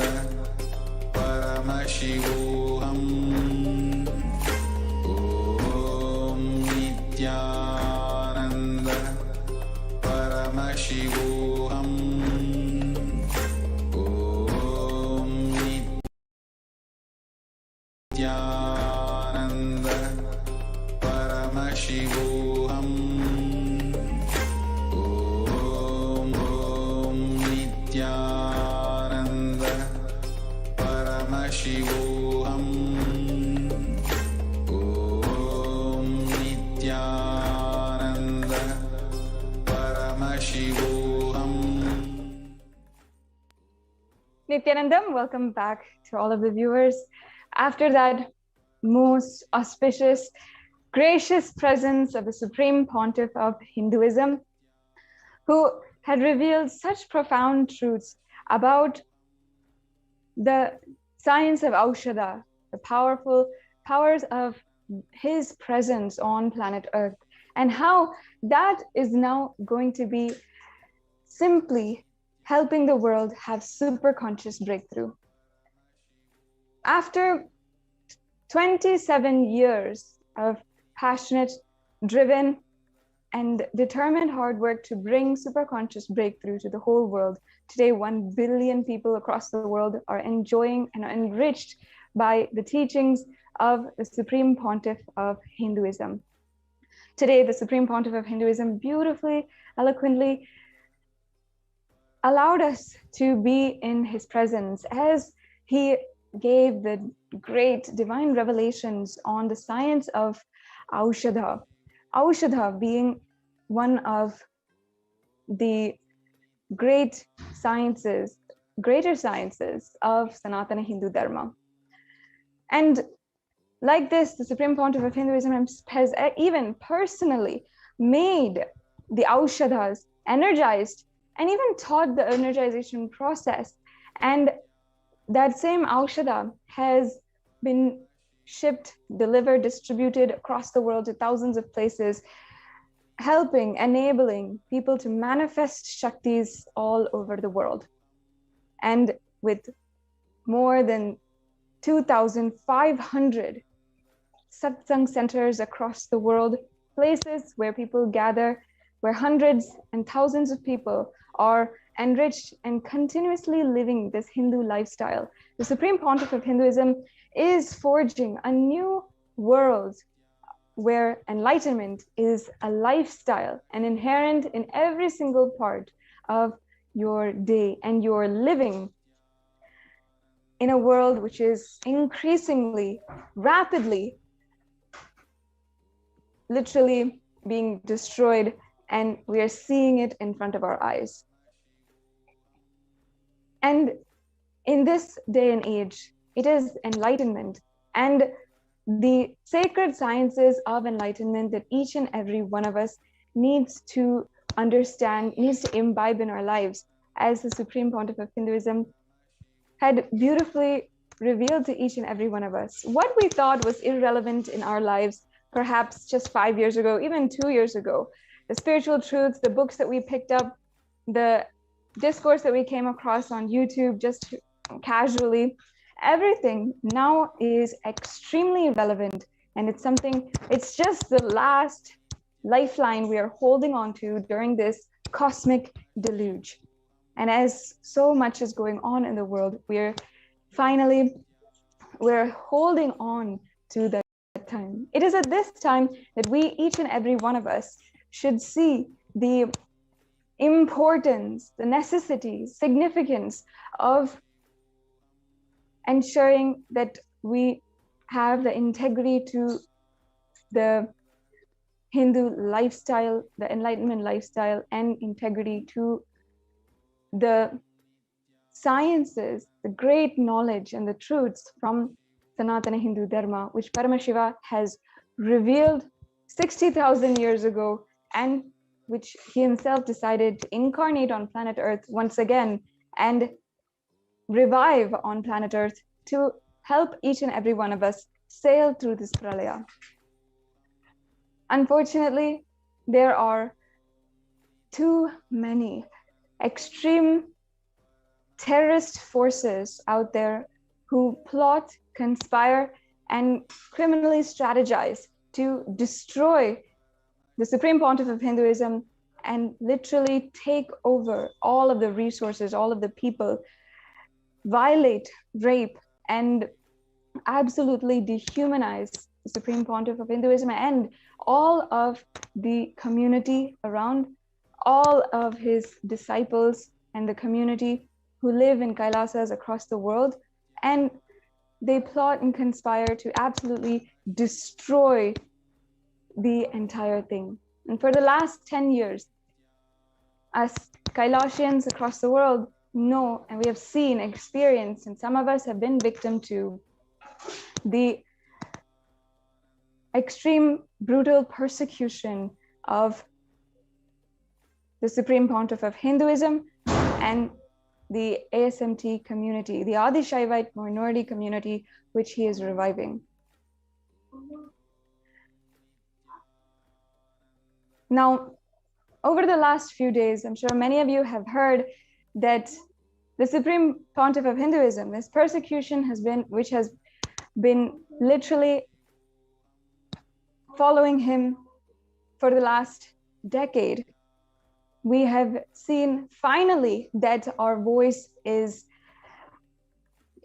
heard by the UN and the ONHCR. And I hope that each and every one of the viewers has had the opportunity, has been able to view how Kailasa is featured on the ONHCR website, the UN website, and the persecution against the Supreme Pontiff of Hinduism and the rights of indigenous women and the denial of the rights of indigenous women is presented to the whole world through the platform, the powerful platform of the United Nations. This is an extremely amazing, and it's an extremely amazing breakthrough for all of us Kailasians, and of course for Kailasa, to have, after 10 years of continuously being barbated by persecution. And across the world, in US, in India, in Canada, in Malaysia, we've been continuously under attack. And not only that, as disciples of the Supreme Pontiff of Hinduism and disciples who love and see our Guru as God, our caretaker of all of our worries, and who has literally helped us empower ourselves, taken care of our basic necessities and our spiritual necessities, everything needed for us to live a higher lifestyle and to enrich and encourage our ambition for a higher lifestyle and a higher experience of human life. The Supreme Pontiff of Hinduism has literally taken care of everything.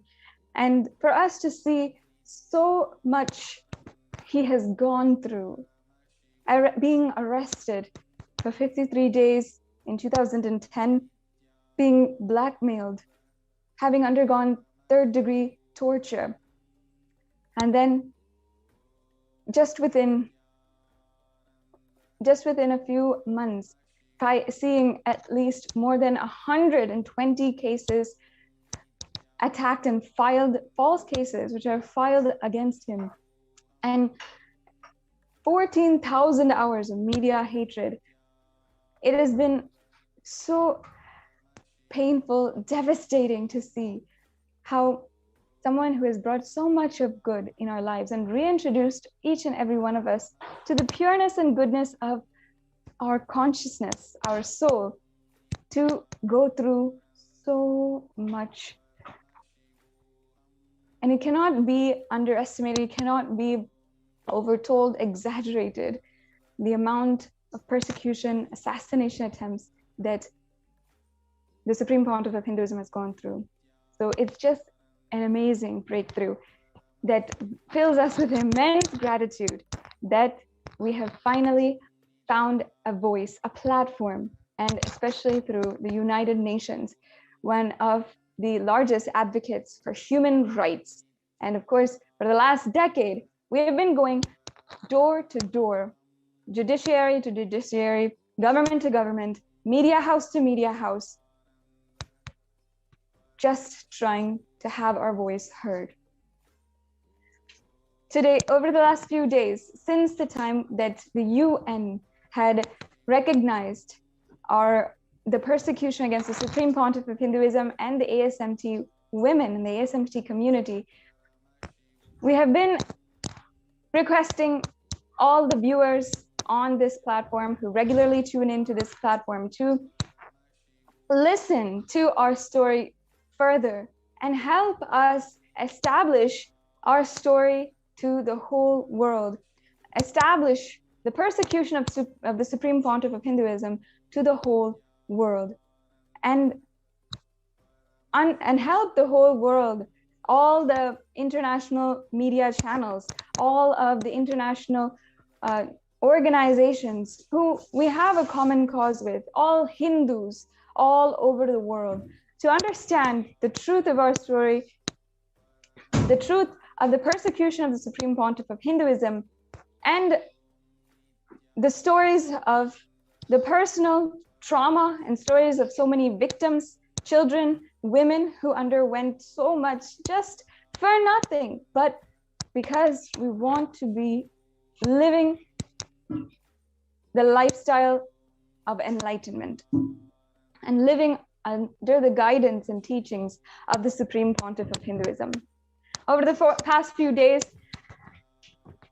we have been requesting each and every one of the viewers to share this victory that we've had, this final platform that we now have on the ONSCR website, where our story is being heard and legitimized by a very well-established international peaceful organization, and help us start to bring more and more good to the world, to help us defeat the attacks against the Supreme Pontiff of Hinduism, and allow the mission of Kailasa, the tremendous good that can come to the world that the Supreme Pontiff of Hinduism, the incarnation of Paramashiva, descended on planet Earth for. Today, we would like to present to all of the viewers an extremely important aspect of the persecution against the Supreme Pontiff of Hinduism and the ASMT women. On the 2nd of March 2010, the whole world came to know, and for the first time, it became revealed to the masses the amount of persecution, conspiracy going on against the Supreme Pontiff of Hinduism, and how the objectification of the Supreme Pontiff of Hinduism and the objectification of women of the ASMT community has been proliferated and used as a weapon to start inciting hatred against women of the ASMT community and the Supreme Pontiff of Hinduism himself. And ultimately, this hatred was incited to such an extent to cause mob lynchings, to ultimately justify the propaganda against the Supreme Pontiff of Hinduism and justify the false cases against the Supreme Pontiff of Hinduism, and ultimately justify why they were out to destroy him and eliminate him and assassinate the Supreme Pontiff of Hinduism.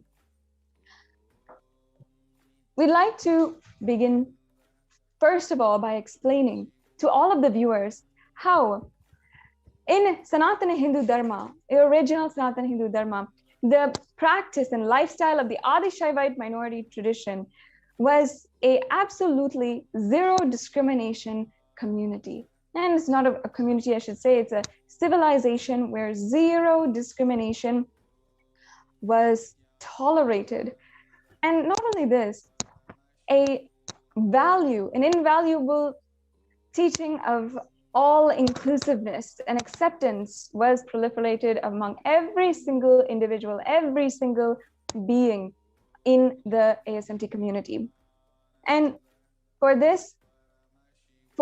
a civilization to happen, all genders were accepted. And not only that, there were 11 genders which had been accepted, recognized, and people lived, whether it's a male, female, bisexual, and different sexual orientations, all of them were accepted in Hinduism, recognized, and also empowered for their pureness of consciousness, empowered for being divine themselves. Each and every person, no matter their gender, no matter their sexual orientation, was empowered for their infinite consciousness, for what they truly were, the pure consciousness. And in Sanatana Hindu Dharma, not only this, but the avatars, the incarnations, were accepted to have and express the qualities of Ardhanarishwara, meaning that they were beyond gender. They were beyond the qualities of male, female, or qualities of bisexual and any sort of sexual orientation.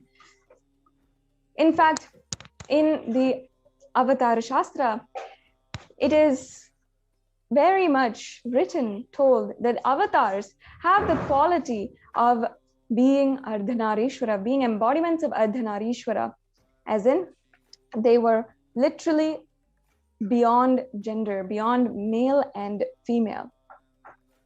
And no matter if it was women or male, they were equally empowered for their infinite possibility. And male and female, no matter what gender, was allowed to practice rituals, were allowed to take up sannyas, were allowed to take up the lifestyle of being inside of the monastic order. They were allowed to be in the any order that they prefer, that they choose by their nature. And they were able to empower themselves where they felt was right and true to themselves, express themselves as they wished.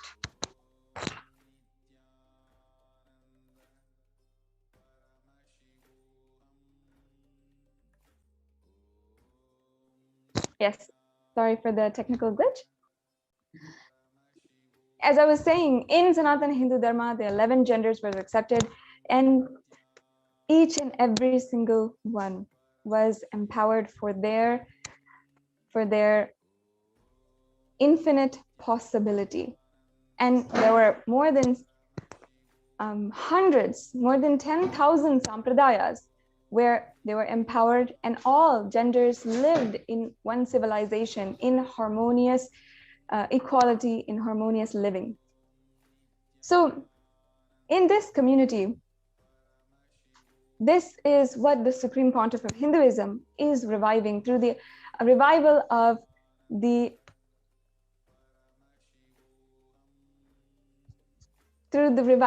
Aida Shaivite minority tradition. And in Kailasas across the world, this same practice was in his revival. So meaning in Kailasas across the world, 2/3 of the leadership positions are actually held by women, and women are allowed to practice the rituals. Women are allowed to become jnanacharyas, meaning they're allowed and enabled, empowered to become spiritual teachers and guides in anyone's path to having a super conscious breakthrough. And each of the women were trained and empowered by the Supreme Pontiff of Hinduism, and myself included. We were each and every one of us trained and empowered, encouraged, enabled, and surrounded with the ecosystem which would enable us to become successful, empowered leaders as we were living in the ancient Hindu civilization. Let us now Yes. watch a short clip of how powerfully the Supreme Pontiff of Hinduism is reviving the female orders, especially the female sannyas order and the female Rudra Kanya order. So we have a short clip that we want to play with you about the Rudra Kanya Sampradaya being revived by the Supreme Pontiff of Hinduism.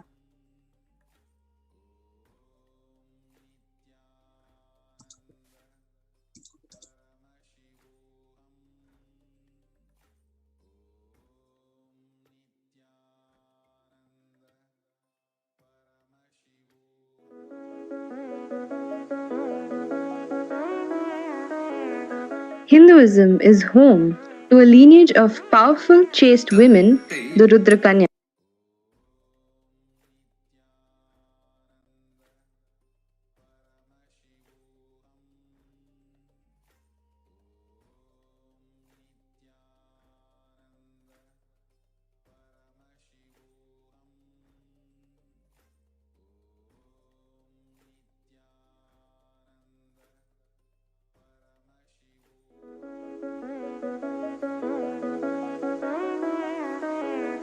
Hinduism is home to a lineage of powerful, chaste women, the Rudrakanyas. They embody a ferocious statement of devotion and chastity to Mahasadashiva.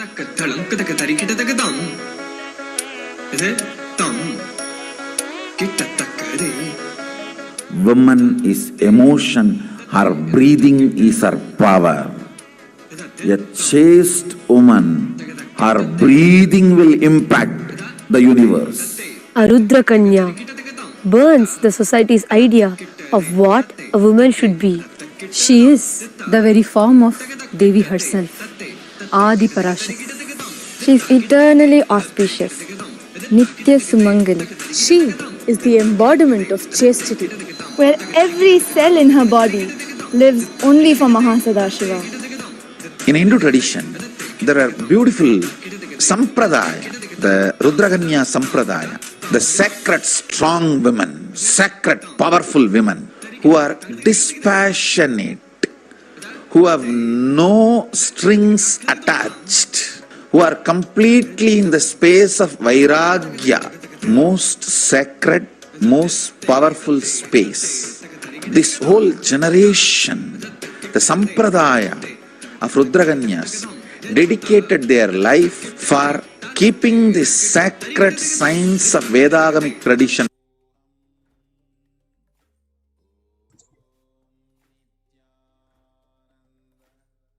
As you can see how the Supreme Pontiff of Hinduism is reviving all the ancient sampradayas and not just the sacred feminism. As Sadashiva Priya was telling earlier, the very Adi Shaivite minority tradition, and we can have the NTV operator can project Sadashiva Priya as well. So we can have in Adi Shaivite minority tradition and in Hinduism, Hinduism accepts 11 genders. So LGBTQ plus and more, Hinduism recognizes and the 11 genders. So everyone has a place in Hinduism. Nobody feels that they are not welcomed or they are not a part of this tradition. And the 11 genders in Hinduism, how Hinduism categorizes based on the 4 different categories. One is physical. What is your physical gender? What is your physiological gender, psychological gender, and conscious gender? And the permutation combination of these 4 form the 11 genders of Hinduism. And the Supreme Pontiff of Hinduism is reviving all the 11 genders and letting the Hindus know that from the scriptures, the Supreme Pontiff of Hinduism has quoted from the Agamas, where it very clearly quotes the acceptance of 11 genders. In one of the places of the Agamas, where Paramashiva himself says that when you are applying, how Bhasma should be applied on the forehead, and it says this is how male should apply, and this is how female should apply, and this is how all the other 11 genders, all the other genders out of the 11 genders, this is how all the other genders should apply. So very clearly in the Agamas, which are the source scriptures of Hinduism, there is a reference to the 11 genders. That is why ASMT, which is one of the sects of Hinduism, is extremely progressive and at the same time extremely traditional. So progressive doesn't mean modern and untraditional. Hinduism is progressive and Hinduism is traditional, extremely traditional at the same time. So the first point that we want to share with all of you is that there are 11 genders in Hinduism. Hinduism accepts LGBTQ and all the 11 genders. And the Supreme Pontiff has declared himself to be a sannyasi and of a transcendental gender. And the very concept of transcendental gender, we wanted to give an idea. See, male is not 100% male. in him 51% is male and 49% is female. Because that is why you'll see in many of us, right? In many females, you may see some male attributes or characteristics, the way they behave, talk. And in the men, you will see some of them are very emotional. So it is not that a person is 100% male and 100% female. No, there is 51% you are male and then 51% you are female. And the one of transcendental gender is the embodiment, Ardhanarishwara, the Paramashiva, the incarnation of Paramashiva, who is Ardhanarishwara, represents the perfect balance of male and female energies in us. So 50% male and 50% female. When the male and the female parts, the components are perfectly in balance, then you become a being of transcendental gender. That is why if you see the Supreme Pontiff of Hinduism, many times we have seen just one half of the body will be completely radiating the divine masculine and the other part will be radiating the divine feminine aspects of the divine. Yes, Mother Shivpriya, would you like to add something to it? Yes, and not only that, how in the presence of the Supreme Pontiff of Hinduism, every single being feels connected and feels absolutely fulfilled. That is the quality where when you feel absolutely sure of yourself and your gender, you can make that happen in another person. That's a very deep, almost conscious quality of the spiritual aspects of this deep completion, which a avatar incarnation of Paramashiva can radiate through his body.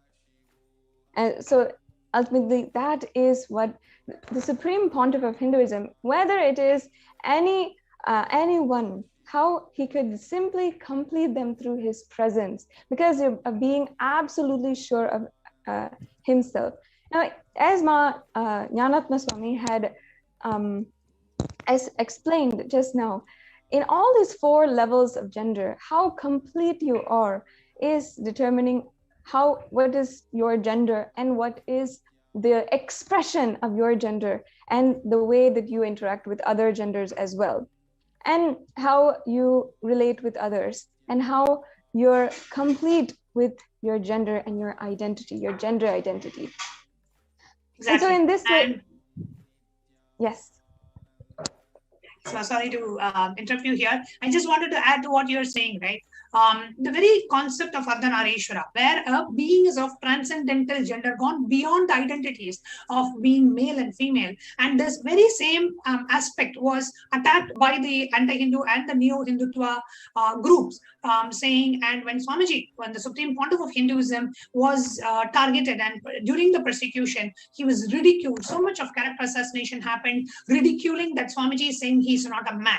Actually, from the age of 3, the Supreme Pontiff of Hinduism has practiced yoga and so many different things. And his entire body is a yogic physiology and a yogic physique, where the Supreme Pontiff of Hinduism is demonstrating the highest aspects of yoga, where his body has gone beyond the gender of male and female. And when the Supreme Pontiff of Hinduism was arrested illegally by the anti-Hindu elements and by the neo-Hindutva group attacking, that's when the Supreme Pontiff revealed that the Supreme Pontiff is of transcendental gender. He's gone beyond the male and female, and you can do a medical test and you will see very clearly the Supreme Pontiff is of transcendental gender. His body does not have the male characteristics of an adult male. That is what the Supreme Pontiff meant. However, yes, ma'am. Yes, I'd just like to add. Yes, I'd just like to add the Supreme Pontiff of Hinduism was initiated into Bala Sannyas from the age of 3 years old, and ultimately he was surrounded in an ecosystem with highly adept aghoris and gurus, people who had themselves been, who had mastered going beyond gender and from the young age been able to express these powers, express these higher qualities of going beyond gender. And at the age of 12 years old, and as well as at the age of 16 years old, the Supreme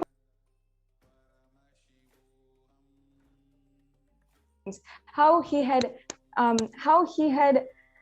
been able to accomplish the superconscious mutation for celibacy, and as well he had then after that been initiated as the incarnation of Paramashiva at the age of 16. So at the age of 16 itself, he had demonstrated to some of the most esteemed gurus in India itself, and to the most accomplished Aghori sadhus as well.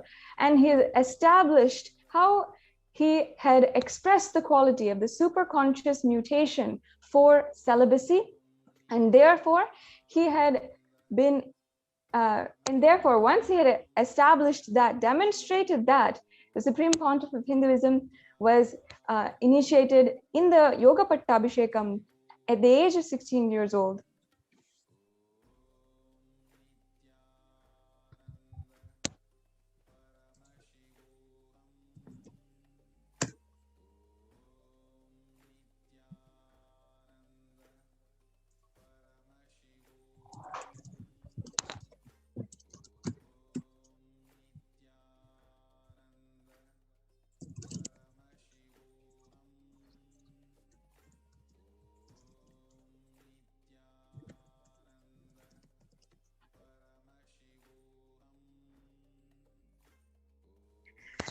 Yes, completing with all the viewers for that technical difficulty.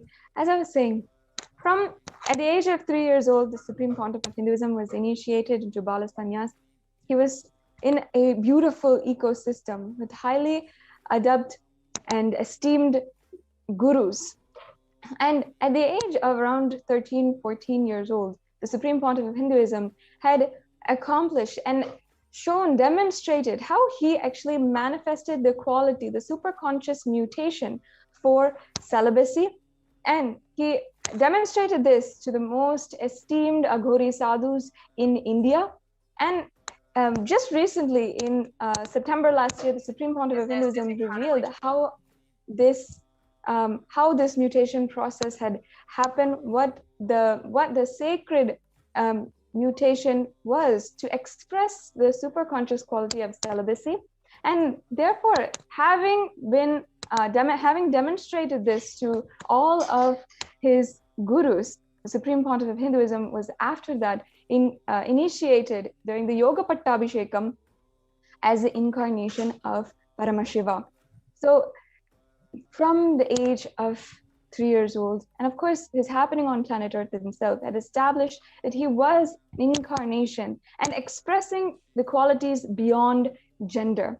And as Manyahatma Swami was saying, and in 2010, when the Supreme Pontiff of Hinduism was forcibly kidnapped, arrested, and then interrogated, the Supreme Pontiff of Hinduism had been interrogated, and his only answer was that he was of course not capable of what these people were alleging, and that he was not a man. But using this very statement, the media went absolutely ballistic, trying to mock, ridicule, and incite hatred in the public for the superconscious qualities and the expression of superconscious.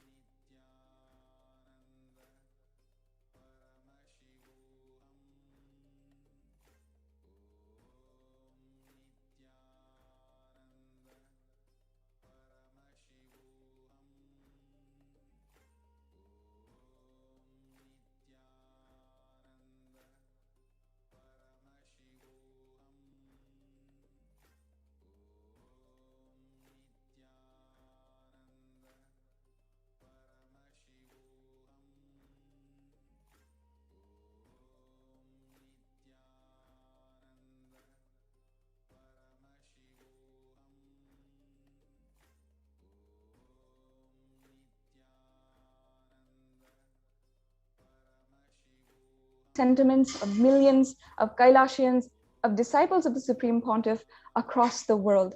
And not only the fact that he is a transcendental gender, that he is absolutely beyond gender, but even how he is a sannyasi. They literally made the Supreme Pontiff of Hinduism, they just fabricated, morphed, even made so many graphics that would just destroy and show the Supreme Pontiff of Hinduism, dehumanize him entirely.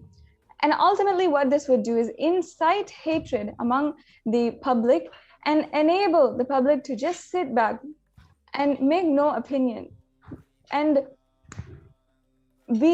justify the acts of torture and how they would later on attempt to assassinate the Supreme Pontiff of Hinduism.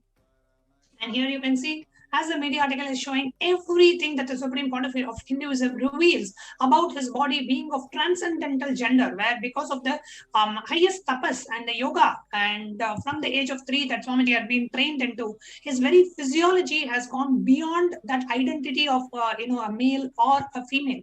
Though the Supreme Pontiff may be carrying a male body, he said, I am of declaring myself of the transcendental gender, where I do not feel that I am a male or a female. And we have done so many medical tests on the Supreme Pontiff of Hinduism, which show very clearly that the male hormone level in Swamiji's body is less than that of a 6-year-old child, which is unheard of. So even medically, scientifically, we have been able to show that the Supreme Pontiff is of transcendental gender. He may be an adult male as per his age, but the body, hormone level, and all these show completely differently.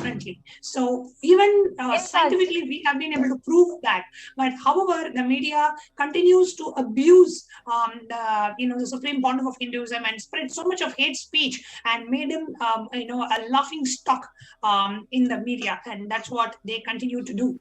And in fact, the medical records that were done in 2014 show that the Supreme Pontiff of Hinduism expresses the testosterone levels of a 6-year-old. Literally a 6-year-old, meaning that what the Supreme Pontiff of Hinduism was declaring to the world, that he was transcendental gender, that he was absolutely incapable of the crimes that they were alleging, was true from the beginning. And yet in the media, what the general public was knowing was the complete opposite. And the frenzy that the media created allowed the criminals and the neo-Hindutva militant forces to kidnap the Supreme Pontiff of Hinduism and torture him, trying to get a false confession out of him, and then trying to assassinate him ultimately. And not only this, in so many different ways, the Hindu culture that the Supreme Pontiff of Hinduism was reviving. For example, saying that linga worship was phallic worship, and saying that the way that the Supreme Pontiff of Hinduism was dressing was cross-dressing. All of this is absolute crimes against Sanatana Hindu Dharma that we have not shown to the world and have not told to the world. And finally, only through today, when the UN is recognizing the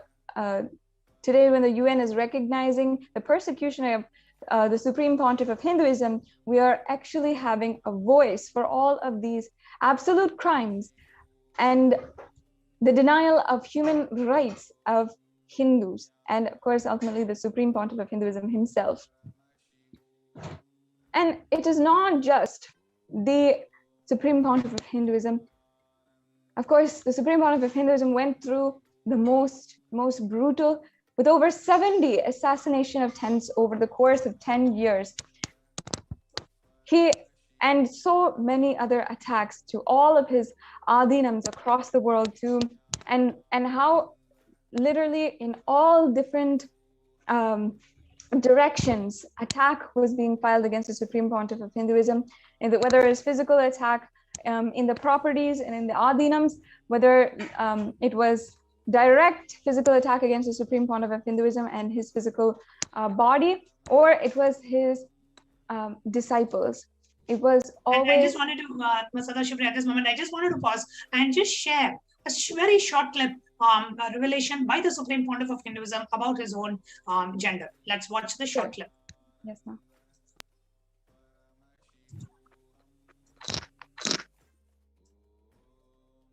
I can say 2-3 things happened permanently after enlightenment.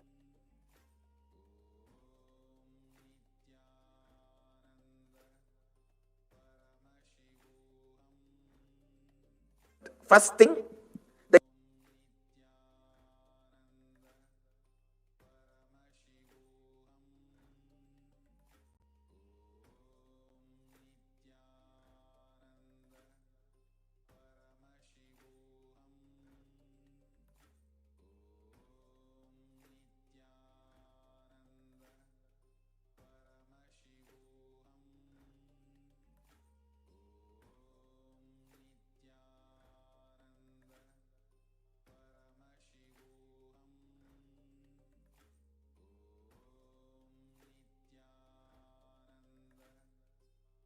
I can say 2-3 things happened permanently after enlightenment. First thing, the inner chattering is not there. The gap which I gave just now, even in that few seconds, there's no word. Pure space. The second thing, the idea, the boundary, the border ends here and here starts the world. That border consciousness is not there. Whenever I have to handle the body moves, the handling happens. But when I relax, again that idea is not there. That boundary feeling doesn't exist. Third thing, even though body is male body, it is too personal, but I can say, it is up to you to understand or not, I don't mind. Because Swamiji has asked, at least for Swamiji's sake, I am sharing. Even though body is male body, the identity male or female has disappeared. The psychological identity that I am male or I am female, that doesn't exist. It is not there.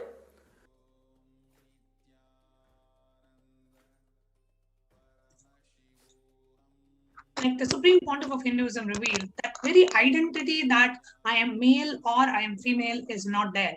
And this has been continuously been ridiculed in the media. And here you can actually see, we have a detailed analysis. And we have published in the nithyanandatruth.org, where very clearly it shows that the Supreme Pontiff is of transcendental gender. And for those of you who are keen, you can go ahead and read this article, which is in the nithyanandatruth.org. I'll just project the article here, where it says the medical test established Paramahamsa Nithyananda is beyond sexuality. So even the medical reports and records very clearly show the